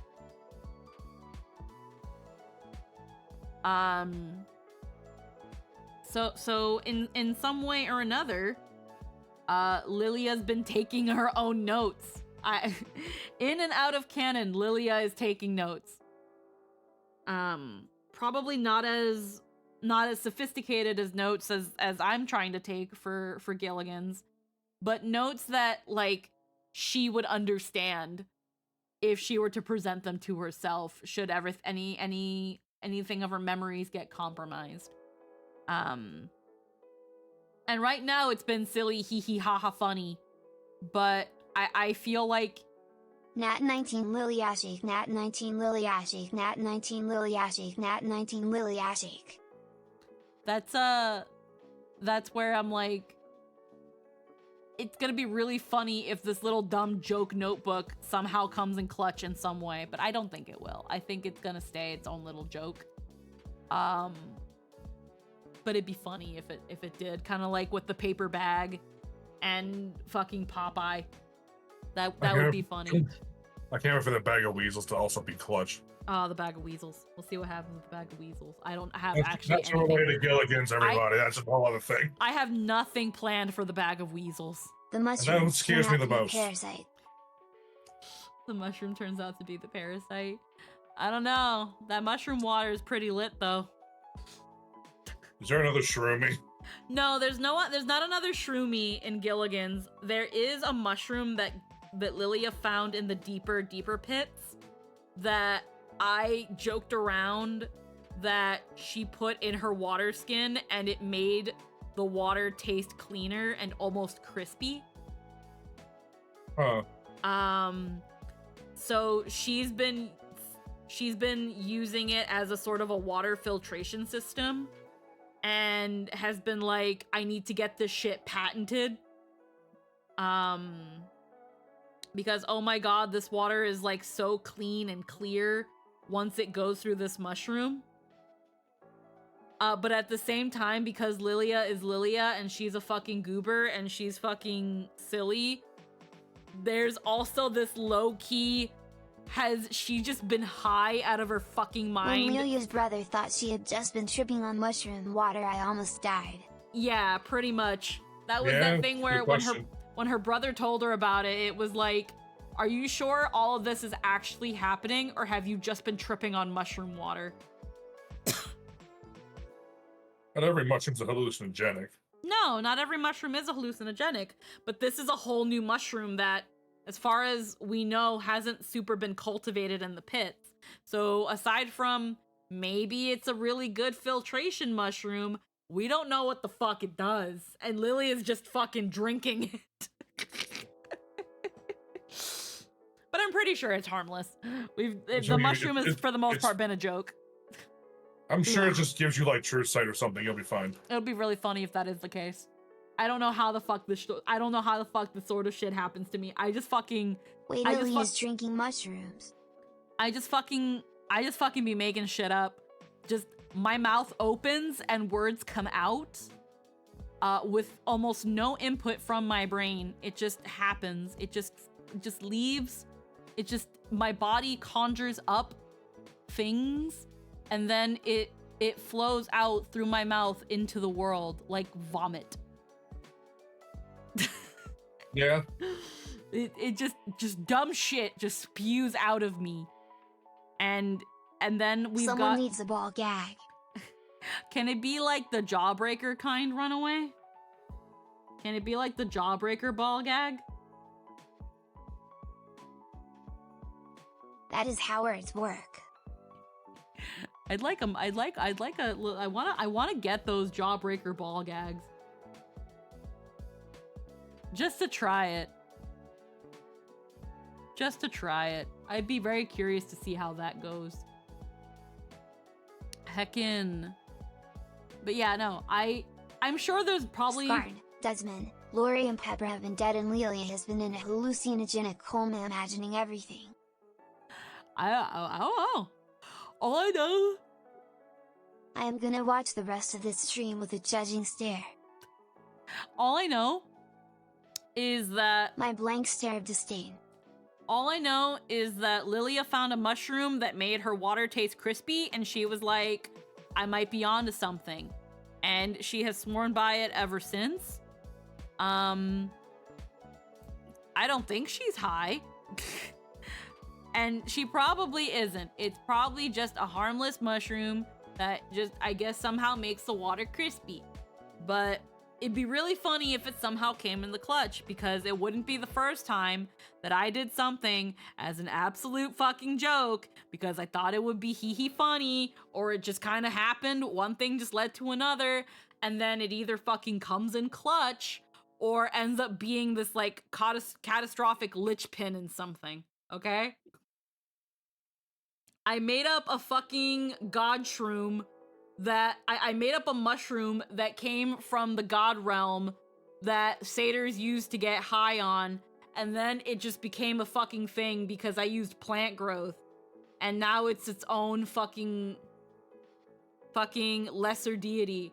I wasn't planning that. That wasn't planned. That just happened. Yeah.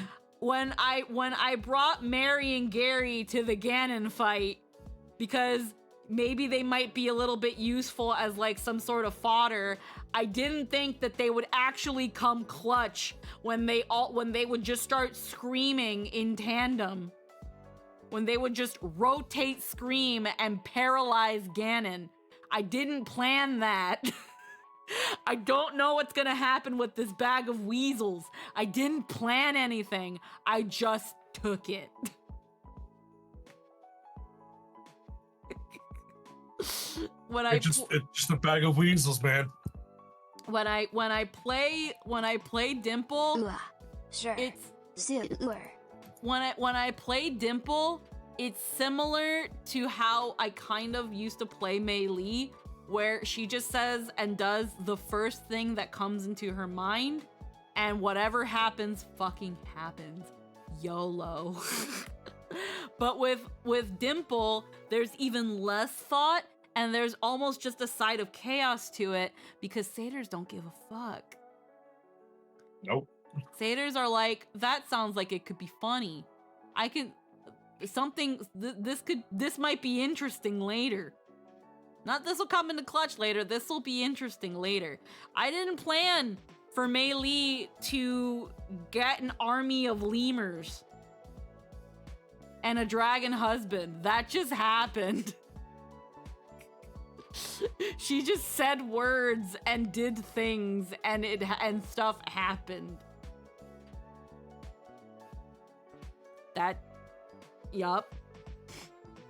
I'm gonna quickly grab, Sure. How clumsy. I'm not even saying it in a tee-hee clumsy way. I think I just did and said some things, and the DM was like, well, wouldn't it be funny if? And that's pretty much pat, it. Squeaky teen head Just pat, yes and. squeaky teen head pat. Wait, that's I what know it. happened in the finale of Zeldar. Yeah. Well, I wouldn't say the finale because it's not done yet. Zeldarp isn't done yet. But in the... Squeaks, you say things that would be in the Necronomicon. No, nothing I say would be in the Necronomicon. I don't even know how to read. I'm gonna get my pop-pot.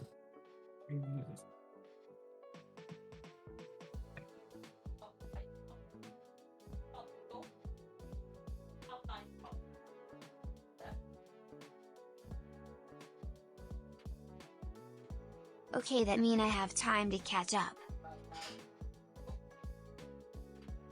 The Necronomicon more like the Narconomicon buddy MMTSHHHH.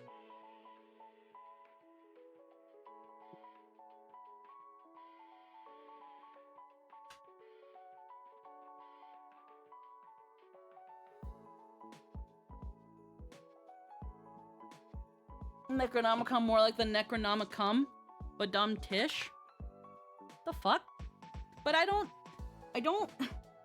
fuck around.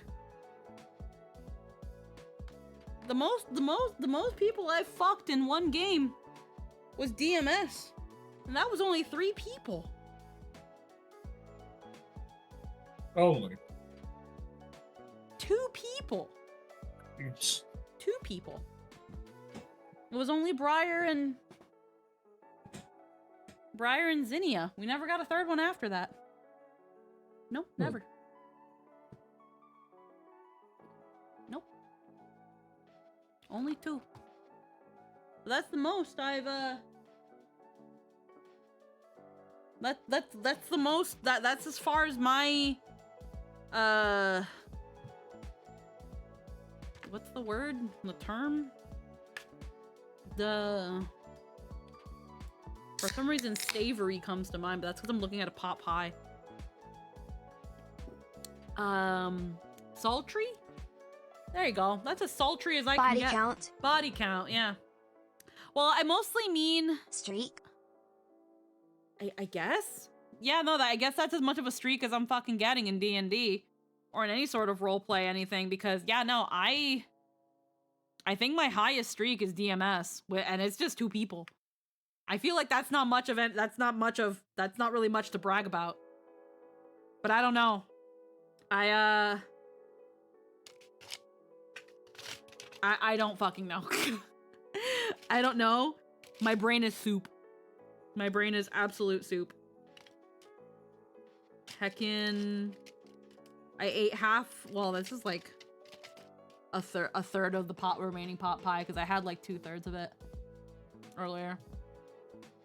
Your streak is currently on par with Miriam and Fenris. Maybe Isla from Fate. How many people did they fuck? what? I know Skarn and Fenris 2. fucked. And then Miriam also fucked Scandal. How scandalous. And then I think Fenris also fucked Tancha. But I think that's all I know. Man, I was fucking hoping that I can get one more person in DMS with Modile. Yeah. I was hoping that I can get one more NPC. R.I.P. Like, it would have been really funny if I was able to fuck Hadrick.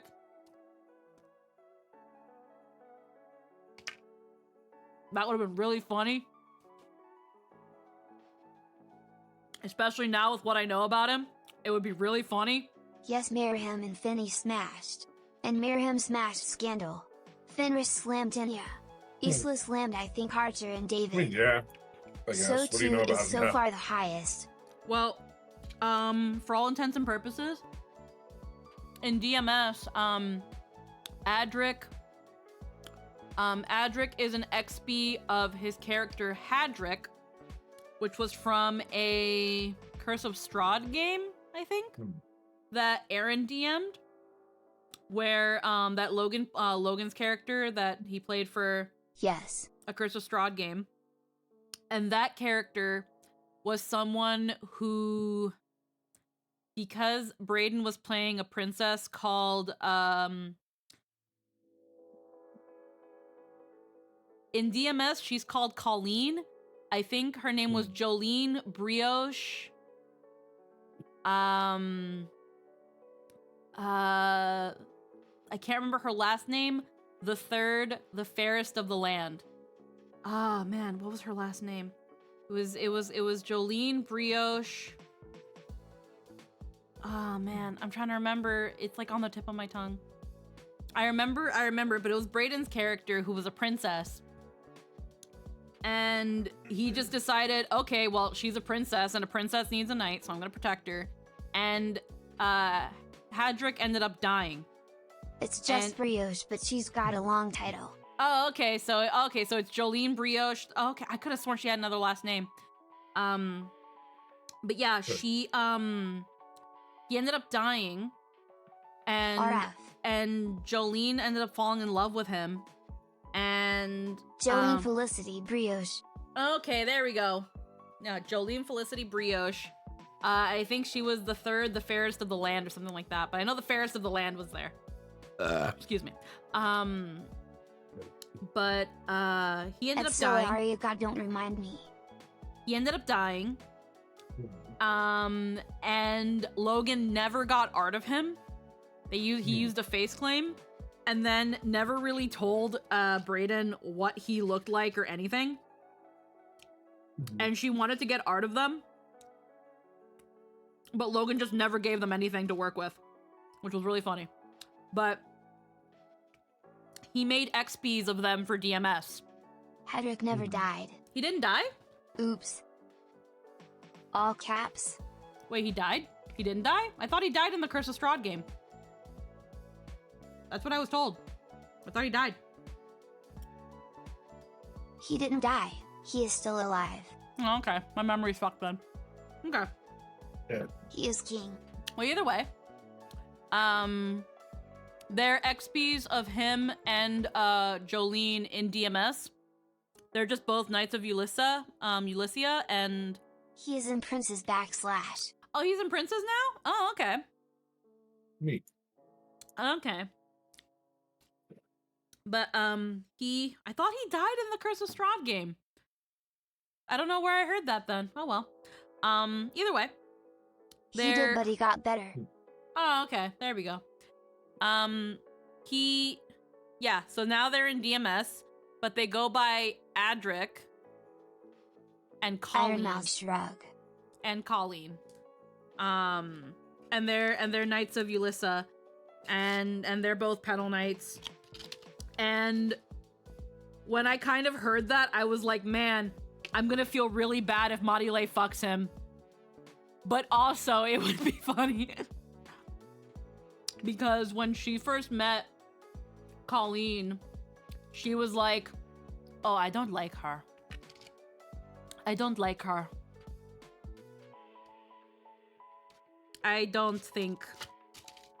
I can believe her when she says she cares about money, but Lol. I don't like her.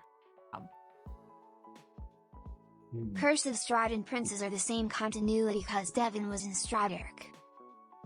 Okay. Again, I unfortunately don't know all the stuff, so do forgive me if I do get my information wrong, because I don't know shit. But hey, he's alive. That's good. I thought he was just dead, and I was like, well, that sucks.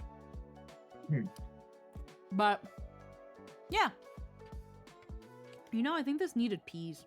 Of course, would've probably we're been with here to peas. give info.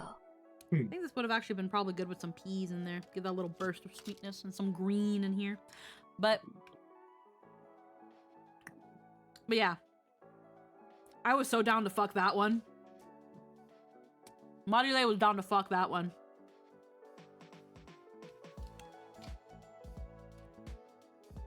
Like, she looked at Adric and she was like, yeah, I would. Yeah. Possible. He could get it. You know what you want, I guess. Well, Module is not really a picky person. I remember there was a very early DMS joke that it was like, yo. But she technically fucked the bag. She did. I did fuck the BBG. I did in fact fuck the big bad. Very early in game. That's great. How awkward did that make the rest of those interactions? Once we learned that Briar was actually Machiavelli the entire time, it was interesting. I don't really think I don't really think it affected anything in her. It was just like, at least he didn't die a virgin.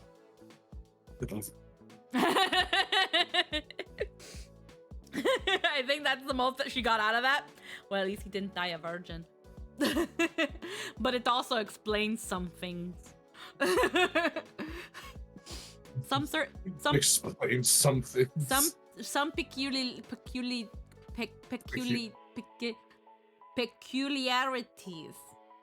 There you go. Trust me, look, English is not my first language. Did she ever fix her hummus? No, forever broken hummus. No. There were some things about him that called some things to question. But I just assumed it was his first time. I get fucked up on that word too. Well, it's a little different with like accents, cause it's some languages don't have words that are like that. Excuse me. So it's one of those words that I have to think about before I say it as Marile. Peculiarities.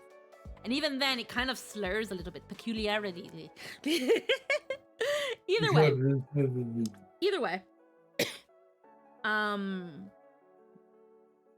What was I saying?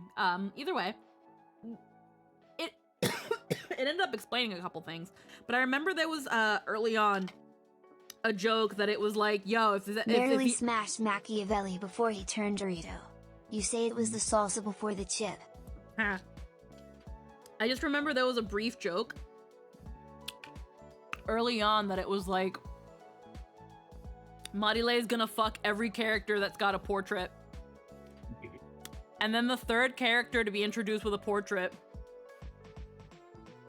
I can't remember her name off the top of my head, but she was a younger lady, an older lady. And I remember Marile's answer to that was, it wasn't that I can't quite remember, so someone might have to correct me on this. It wasn't that she was completely opposed to geriatrics. It was just, I'm going to need a lot of convincing and payment. This is not going to be an easy job. Because at least a requirement for Marile to want to fuck somebody, whether it be recreationally or professionally, is she's got to be attracted to them. She's got to find them attractive. The next factor is how much are they paying for? They're paying her for. And none of these fucking people with the fucking apocalypse happen are gonna have money to fuck her. So if they don't meet the fucking bare minimum attraction, she ain't fucking nobody. So yeah, once the old woman showed up, I was like, it's over. My streak's over. It's over. It's fucking over. I can't fuck grandma. I don't wanna. I can't do it. Not even for the meme. Sorry. Not doing it. Marile's a whore, not desperate.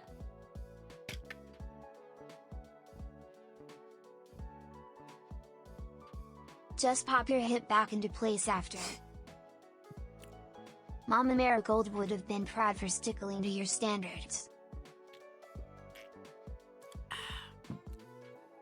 Hell, if anything, that sort of saying would have been something she got specifically from Mama Marigold. Mama Marigold is such a fucking queen. I'm sad she didn't. I'm sad she didn't get no fucking art, because that bitch was the moment. I understand why Mama Can't fuck grandma, she got ran over by a reindeer. I understand why Mama Marigold didn't get any art, because when it came to the plot, she wasn't super duper relevant. But God, fuck it. Fuck, was she not the moment? But don't worry. Don't worry. I already had like a little bit of a vision for her in my head. She looks like the old fairy lady from Pokemon. The fairy gym leader. She deserves art just for posterity's sake. That's who she kind of reminds me of. Yes. Fucking great. Yes. I can't remember her name off the top of my head, but the old fairy gym leader from Pokemon. That's the one. That character gives me like Mama Marigold vibes. I look at her and I'm like, that's Mama Marigold. Like, if I was to ever, like, if we were ever like, let's get art of like some of the NPCs You and could have stuff. fucked Pizza Boy and be in the lead for Nat 19 body count. I know. I could have just had her and Nicolo fuck. But like, I don't know how to explain this. It's like, how do I explain this? Trust me, I could have. That's too easy. That's too easy. I wasn't just going to fuck NPCs for the body count. They were more romantic than intimate. The reason Marile didn't immediately jump Nicolo's bones, once it seemed that not only he was attracted to her too, but that it was an option she could actually pursue, was because she didn't want that to be the first thing that she does with Nicolo once they affirm. Wait, they never fucked. Not in the game. Not in game. Not in game. Yeah. The reason for this, I don't know if maybe it was ever asked in Wits and Crits, and maybe it wasn't. So if it ends up being asked, this is probably going to be the same answer, or my mind will find some way to change it or word it differently. The reason Marile never fucked Nicolo throughout DMS is because it wouldn't have been something that Marile would have wanted to do immediately after they were able to affirm their feelings for one another. When you consider the kind of life that Marile came from, sex, and this is where, excuse me, this is where she and I very much differ. Sex is kind of just another thing people do when it comes to Marile. Marile grew up Yeah, romantic intimacy would matter a lot more in that moment. Marile, and this is something that Marile, as time progresses, she'd probably try to stray away from, but because she is well aware that her perception of sex is not the norm. It is the way she sees sex is not the way the majority of society will accept sex as. To her, it's a transactional thing. You give me something, I give you my body. I give you my body, I give you my time, I give you this. She has used sex to help her survive and get what she needs / wants, sort of thing. It's always been a transactional situation for her. She has never had sex in a way that is very, very intimate and personal. It has just been a thing that people do. It's just been a very carnal thing that people do.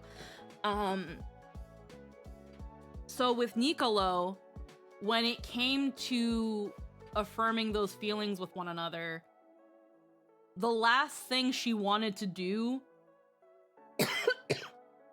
in her mind was reduce her feelings for Nicolo to a transactional thing.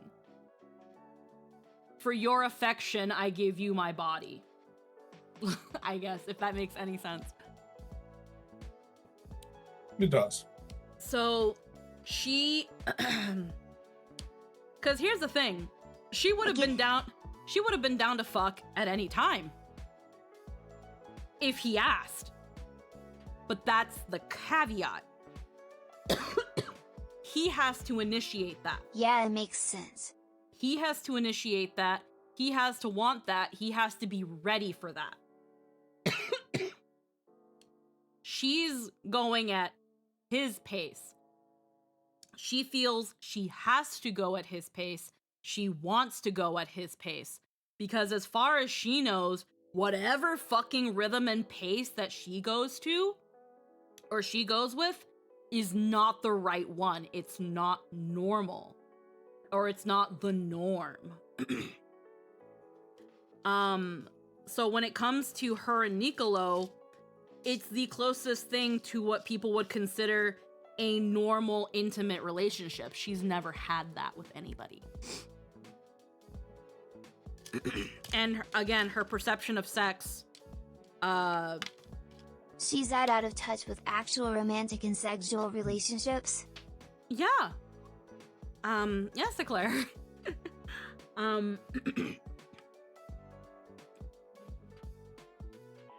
Because ever since Marile was essentially thrown out into the world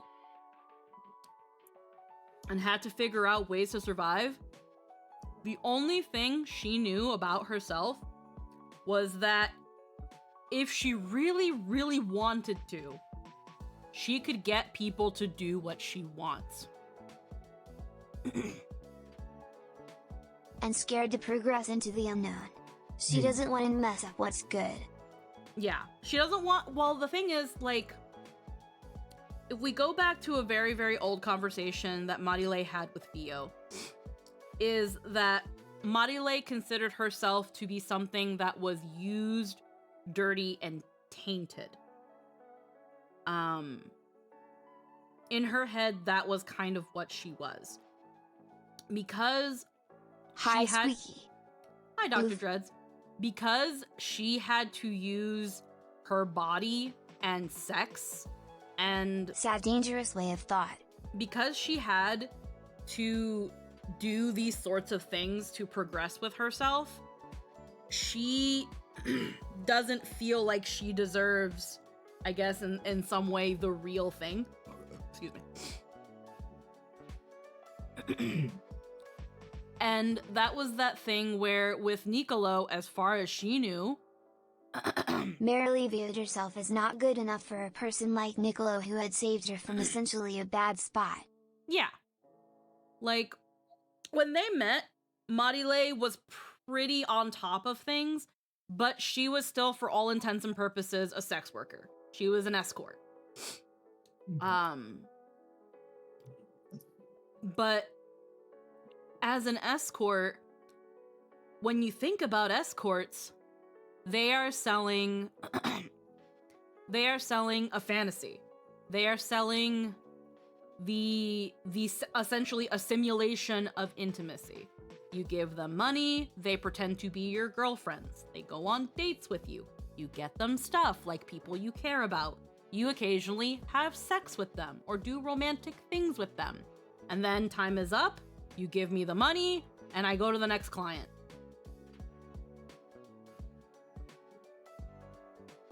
I give her money. She gives me cuddles.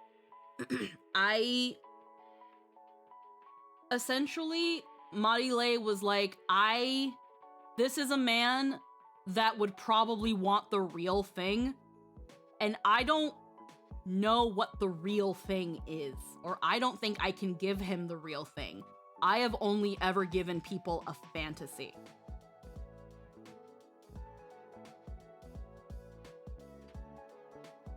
And that's where, yeah, so on top of seeing herself as used goods, she also sees herself as a liar. I don't know how to give people these genuine things because I've lived my whole life pretending like I know how to do that.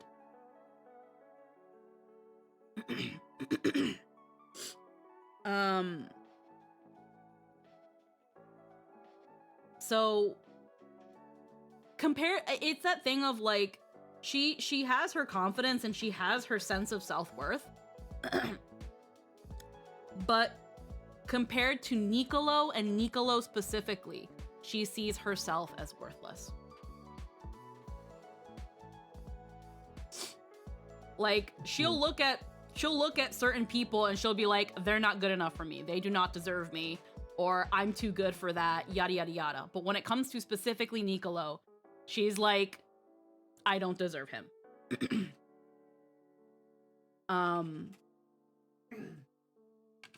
That's pretty much how it is.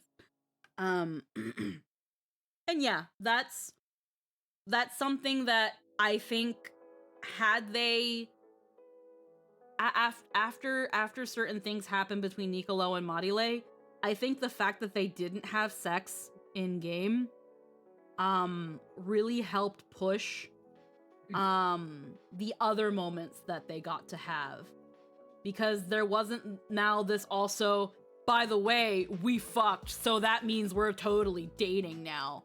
Like they're still figuring themselves out. They're I would almost say they're like two teenagers, but nowadays that's not really the best way to put it. They're both very new. We're just trying to figure it out. Yeah, that's really the thing. They're inexperienced. Yeah. That's the word. They're both inexperienced. Marile wants to actually take a moment to figure it out. She feels like she owes Nicolo that much. And that's also why, like, she told him, like, can we take it a day at a time? I don't know what I'm doing. An appearance from stunted relationship commitments. Yeah, exactly. So yeah. Honestly, I like the sort of difference of the trope of horny bard Miriam and Merrily are. It really popped up a good question I should ask on Wits and Crits. Yeah. I'm pretty sure there was that one session of Wits and Crits that me and Aaron did together that someone asked some sort of question where it was like, we've got the two horny bards here, so let's fucking ask the horny bards a question. I think it's cool they never fucked in game. For a hypersexualized person like Merrily to have genuine romantic relationship was awesome. Yeah, and I really did want that for her. I didn't want, when it came to like this ship specifically, because sex was so prevalent throughout Marile's life, and it having been under the circumstances that they were in, I really wanted any potential for them to have that moment to really be extra special. Had they fucked in game, if at any point they ended up having sex in game, I would have greatly preferred it to be something that kind of very slowly burned. It had to be a slow burn. And Marile could not initiate. Marile could not initiate. Yeah. Because when it came to especially all the other moments, Marile is the one that initiated that. Marile was the one that was like, hey, Briar, you want to fuck? And was the one that told Zinnia, hey, you helped us out. You want a reward for that? Wink, wink. Like, she's the one that put it on the table. So that's where yeah.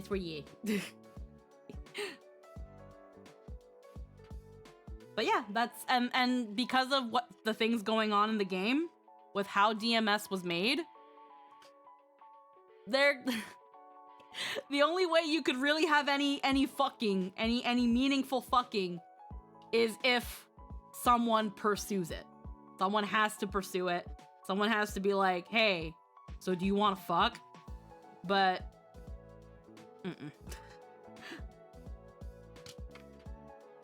they did get some smooches in.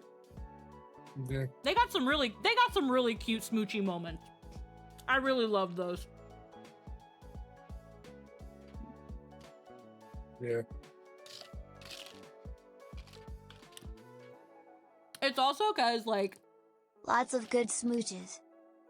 low-key, maybe because I'm gonna be real. Low-key, it's a little different doing like a relationship, like role-playing a relationship with another player than with a DM. if that makes any sense. I guess I can get that. It's never happened yet, but I can get that sentiment. I feel like it's a little easier one way or another. But it also depends on the character. Yeah. Because again, like, when it came to Marile and Nicolo, she got really flustery once Nicolo was being a little bit forward. Because again, she's not used to it. And it kind of calls back to Polo and how she wasn't used to Galen so openly flirting with her. She's still not used to it. But like, Yeah. there was definitely a difference between like role playing a relationship with a fellow player and then having one with the DM, I guess. I don't know how to explain it, but it kind of feels different. DM is a bit more of an open relationship with a person with multi-personality. I guess that's one way to do it. I guess. It's hard to say because it's like I definitely feel like with Deco now being in charge of Galen, it's a lot easier to roleplay alongside Galen and have like their cute little frippery and relationship happen. Whereas when there was still a player behind him, there was I'm not gonna say there was something more, but there was, I guess, a bit of an unknown, I guess. And that's the thing too, because it's like it's hard to use Galen and Polo as an example, because by the time the player was factored out, Galen and Polo were already a thing. So once we moved forward with Deco playing Galen, they were already essentially. You know that if you item. break up with DM, it won't cause too much problem, but if you break up with player, it gets real weird. Again, it's hard to say. It's hard to say with Galen and Polo, because by the time they were an item, the player had already left. So like Deco had to take charge of, well, they're still supposed to go become an item, so I guess I have to do that. Whereas when the player was still around, that was all their build up and their will they, won't they. So that's why I kind of can't count it. Whereas, let's see. Aside from that, have I ever been in a game where I played with a player and they got into a thing? There was technically one way back when, but also if your relationship not with really. DM, you have some say in the character's personality. I guess in a way. When I really think about it, it's like Galen and Polo is the only example, but at the same time not the best one. I think every other time it was with the DM. I guess, yeah, with the DM, Hello, I nice guess. to meet you. Hi, Amaruto. Hello. How are you doing? I guess, yeah, I guess I've only really had things happen with the DM. Because again, with the DM, it's like... A big difference is that a player is so intrinsically linked to their own character. It is, for all intents and purposes, an extension of the person. On the other hand, an NPC is one of the myriad faces in the world, one of the hats that DM wears. They embody the character, but they are not the character. Easier to move to a boundary line with DM and PCs. With a PC, your lines gotta match up. That is very I'm good, true. thanks, miss. Both Lynn and Eclair, very, very good points. When it comes to players, it is a lot more personal, than with the DM, because the DM, like it was also mentioned, by you, Nalk, although I didn't really like the... What are you guys talking about? We're talking about D&D stuff. When it comes to, I totally see where your version, Nalk, kind of makes sense, but I don't like the term open relationship. And I don't like the with a person with multi-personality. I like the term that Lynn used where it's someone wearing multiple hats. And I wouldn't call it an open relationship because again, the many relationships that you can have during D&D, not all of them have to be romantic. You can have a really intensive sibling relationship, a rivalry, a normal friendship, a familial bond, a romantic one, a purely sexual one, with a DM, with an NPC. But it doesn't mean that you're having. Are you a voice actor? That's cool. Yeah, I do a little bit of VA work here and there. I'm not in anything super duper prominent worth bragging about, but I have been in a couple small You aren't in a relationship with the DM either. The DM isn't playing the NPCs the same way players play characters. Exactly. Yeah, so like the DM, when it comes to the DM and their NPCs, they can kind of inch and bend their NPCs in a way.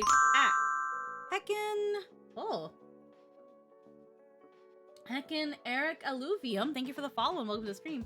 When it comes to NPCs, the DM can always kind of route or twist or bend the NPC in a way that can become something that the player enjoys, especially if it turns out that that's where the player is going with them. Heckin' Ung, thank you for the follow. Because, like, again, there are some NPCs that may or may not budge, depending on how the DM does things, but some DMs might let their NPCs be a little more flexible. Some DMs might not have much planned for an NPC, but because a player is so attached to them, they become a greater part of the story. See Shutter and NetNavi. Shutter was not meant to be as important as he ended up being in NetNavi. It was strictly because of Yome. You're welcome. I love Shutter. He's the best thing ever. Best boy. But, fucking should have picked Shutter. But, heckin', you know, like with players, it's like Lynn also said, or like with how Claire said, you have to kind of discuss things with that player. You have to see where their boundaries are. You kind of have to. You've got to factor people's like consent and stuff, I guess, if that makes any sense. I don't like that wording actually. That kind of comes off as skeevy. Ill.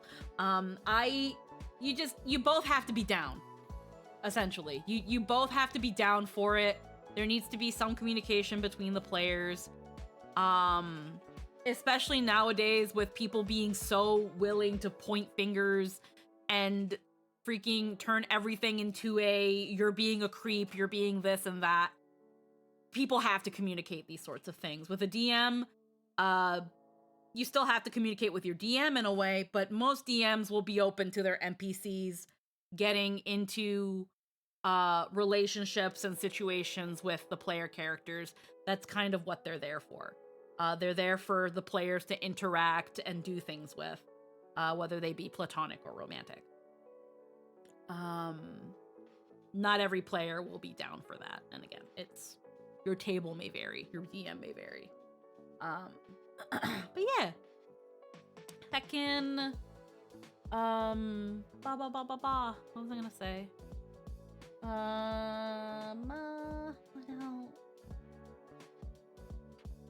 But yeah, when I really think back to all the games I've role-played or been in, I guess aside from Zelda, up until Zelda no longer fit that situation, I think Zelda was the only time I pursued a ship with another player, and it was really fun. It was very, very fun. Me and that player talked a lot about a lot of things, juggled with a lot of ideas and concepts. I made a lot of concepts out of just inspiration and wanting other avenues to brain rot when it was only me to brain rot at times. because due to other circumstances, that player tainted everything. So I kind of had to just figure out my own way to have my own fun, which is where like we have like little AU versions of Gallon and, well, I say we, but I have little AU versions of Gallon and Polo that I can still kind of play around with in my head or in my own little like private like art collection or whatever, because it's like it was so much fun. It was so much fun. It was, God, I have so much art of them. Because it was almost like a fucking renaissance where it was just all this inspiration and all this fucking creativity. Like back then when I had my role-playing ships and stuff, I didn't have as much disposable money as I had to get all the art and stuff as I did When during making that characters period. in a relationship, it's fun writing a story with someone else. Yeah. Like again, have that, it was such a new and fun experience that just brought about so much creativity in me at the very least, that like again, I can only like kind of, again, a renaissance kind of comes into play. And then on top of that, I had so much Merry early Christmas. Hi, Cinnabons. I had a lot of disposable money at that time. So it was also kind of like making up for all the times I couldn't get copious amounts of art for my ships. This was my current hype that like Gallon and Polo were and still are, although to a little bit of a lesser extent, my hyper fixation when it comes to shipping. Hell yeah, happy holidays. Hi, Ada. Mwah. They were and still are my hyper fixation. So like looking back on all the art of them, it's just like it's so crazy to think that it was only like 3 years ago that I was getting all this art of them. Like Yeah. at some point I want to just like go on those websites where you can print a photo book of like all your stuff, and I just want to make an art book just for me of the, like all my Gallon and Polo art. Time is oop. Because man, it was like an era. It was so crazy and so much fun. Speaking of soup, I gotta use the bathroom, so I'm gonna go BRB screen really quick, and probably drop an ad. I will be right back.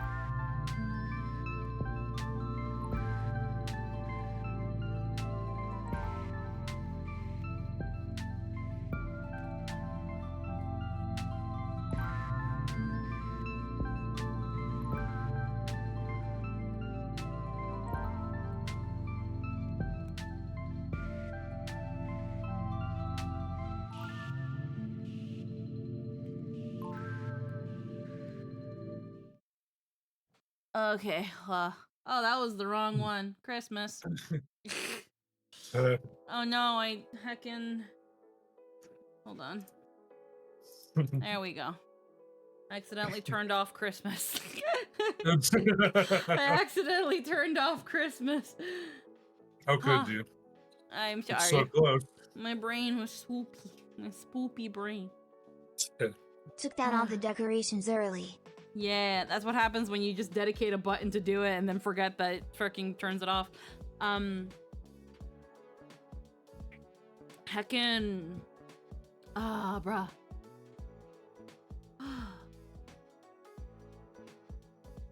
Oh, excuse me. Actually, hold on. I have like 2 DMs that I... Oh no, it's just that. Heckin'. I hope... Y'all, I hope you guys are looking... For people who are still here, who keep up with Gilligan's Grave, I hope you guys look forward to the recorded session. We're not sure how reception-wise it's gonna go. Because I know people really like the preamble, people really like the breaks. In the case of this pre-recorded session of Gilligan's Grave, there is no preamble, there is no break. We did take a break, but Logan paused the recording, so it goes straight from we're going on a break to and we're back. I know that there was apparently some people who, while not being outright nasty, apparently were pretty vocal that they didn't like that we took out the breaks. But I hope that the people who do can hopefully understand that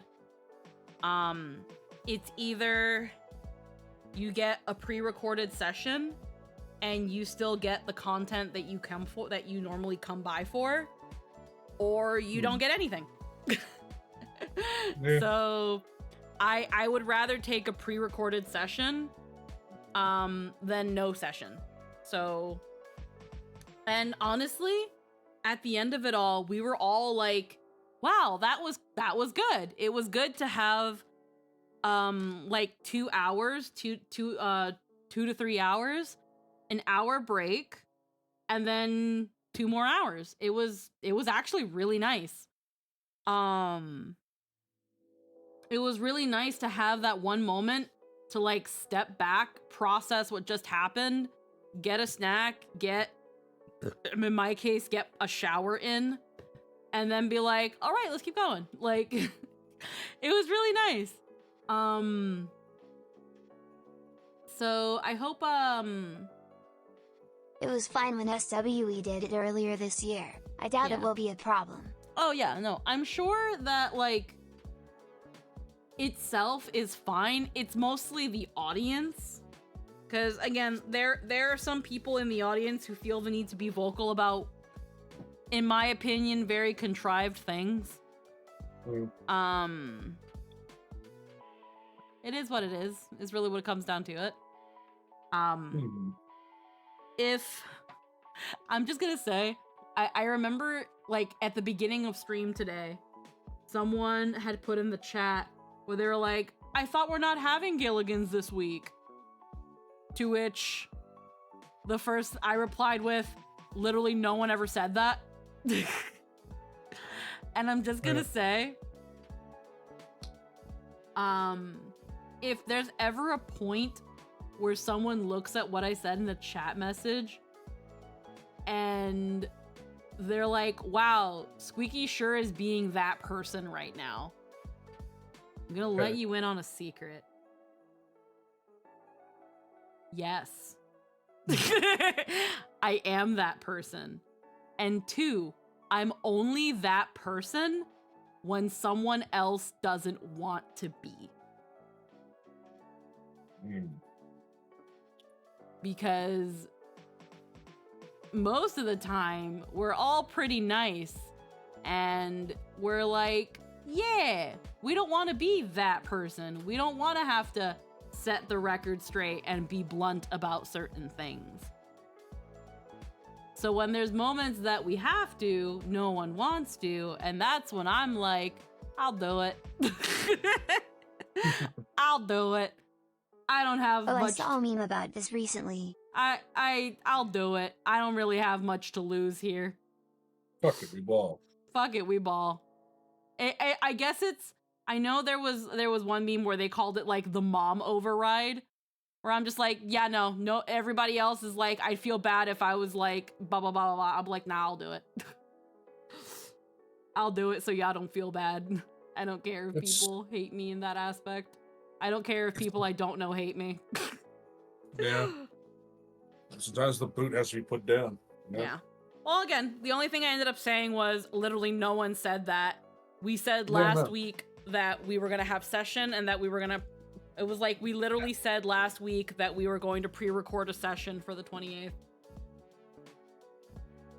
It was Yeah. like, wow, thanks for not listening. Honestly, I don't even know. I don't know if we ever announced it. Like, I know we said it on stream, but I don't know if it was announced on the Discord or anything like that. I feel like we might have, but I have no fucking clue. And time and my brain are both so soupy that it's like, if I thought it happened in my brain and nowhere else.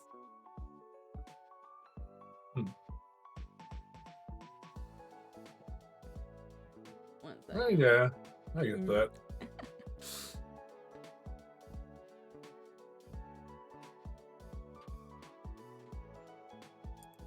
It was response to what is the female equivalent of holding the door open on a date, and it was a pic of Kirsten Dunst as MJ and Spider-Man yelling he said he wanted garlic fries.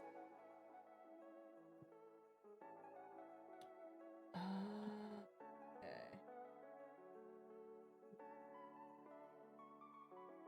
Ooh.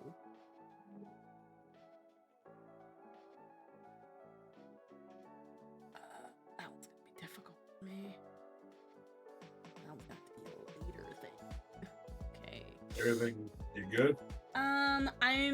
I'm just looking at there was just a post about the Wits and Crits schedule and the day that's gonna be for the next Wits and Crits day that I'm gonna be on, and I'm looking at this and I'm looking at the day and I'm like, that's gonna have to be a later thing for me. That's gonna have to be a later in the day thing for me because I don't think I can ask for that day off. Okay. I'm sure they can figure something out. Yeah. It's fine. It's gonna have to be a thing of like we record it the day before. I'll have to I'll keep that open so that I can look into it. It was a response to what is the female equivalent of holding the door open on a date, and it was a pic of Kirsten Dunst as MJ and Spider-Man yelling. He said he wanted garlic fries. Oh yeah. Yeah, there's another meme where it was like he said no pickles. And Yeah, that meme. it got more, that meme was more popularized in, I think it was Oh yeah, that was it. yeah, it the version of that meme that I saw, it was I can't remember their fucking names, but it was the really pretty guy from Resident Evil. Leon, yeah, and then this black-haired girl. Leon? Yeah, Leon, and then this Wong. Ada Wong. Huh? It wasn't Ada Wong. I don't fucking know. She just had short black hair and like a mini dress. It was Ada Wong. Okay. Jill? Was it Jill? I don't fucking know. What? All I know is that it was a picture of her standing in front of him, and her arms were crossed, and she was like, "He said no pickles," and that was the first time I saw that meme. And then I redrew it. Not Ada. Had him mixed up. Honestly, it could be Okay, either of Ada, them. yeah, no, Claire said Ada had it mixed up. Yeah, Yeah, no, it was. I know Resident Evil. Yeah, it was and then I redrew that a long time ago during NetNavi, where it was just Yome in front of Alan being like, "He said no pickles." Jesus Christ.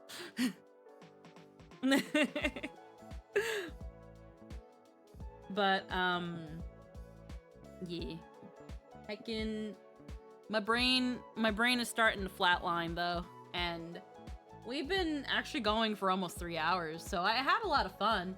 I'm sorry I did not have the brain for heckin' some Yakusi. Yeah. But I still had fun just kind of chit-chatting and brain rotting over D&D, because I had a lot of emotions and I wanted to get them out. And I don't think anybody cares enough about Honkai Impact for me to stream it. I was playing a little bit of Honkai Impact and being like, should I stream this?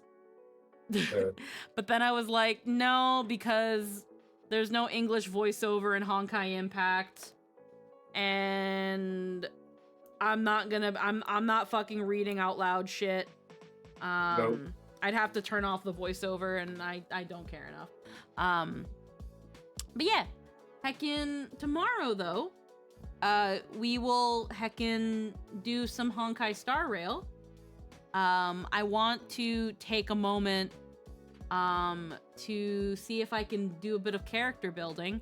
It's gonna involve probably some relic grinding, which sucks, but I have a fuck ton of Trailblaze power, so I don't see why not. We can I was thinking of looking over some of my builds with Lynn and seeing where she could help me improve in some things, and then maybe doing a bit of harder content, whether it be Forgotten Hall or Memory of Chaos or things like those.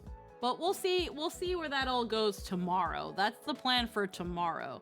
So essentially tomorrow, today was D&D brain. So essentially, today was D&D brain rot, and Hi, I am that person, she said. And tomorrow will be Star Rail brain rot. And then unfortunately we're not going to be having a Monday stream because I took on a shift on Monday, because with that cruise approaching, I need money. I say I need money. It's not that like I'm broke and griping for money. It's just I would like to work as much as I possibly can before going off for 2 weeks and then some and not getting any money. So that's where I kind of am right now. So yeah, I hope everybody has a wonderful night. I'm gonna quickly check if there's anybody we can raid right now. It's getting pretty late, so I don't know. I'm thinking because there's no Nat 19 next week. I don't know. I'm most likely gonna be doing nothing on the 28th. So we might do a longer Yakuza stream next week. I'm not quite sure. I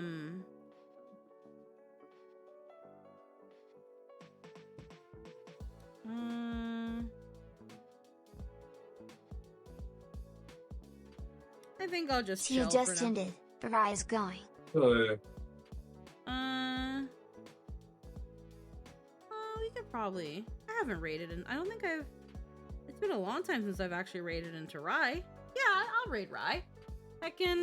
They are currently playing some Zenless. They're currently with Spicy. So yeah, we'll heckin' raid into Rai. Where's my thing? What's our heckin', what would our raid message be? I don't know, bro. I suck with raid message. Heckin', the brain is spoop. The brain is. Almost wrote the brain is soap. The brain is soup. There's. Hold on. Let's get an emote in there. People like when you do that. Sure.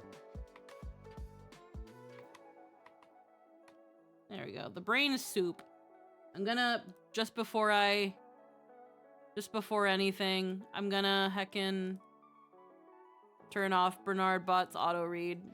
It's been a while since it's been a while since I had Bernard read out chat to you guys. Read out chat. I didn't mind that. But yeah, I'm gonna head out. We're gonna heckin' raid Nekomata Rai. They're a cute bean. They're having some fun with Spicy, doing some Zenless Zone Zero. I hope you all have a wonderful night, and I will see you all tomorrow in the late morning. Well, bye everybody. Bye. Merry Christmas. Bye. Merry Crim Bye. Bob.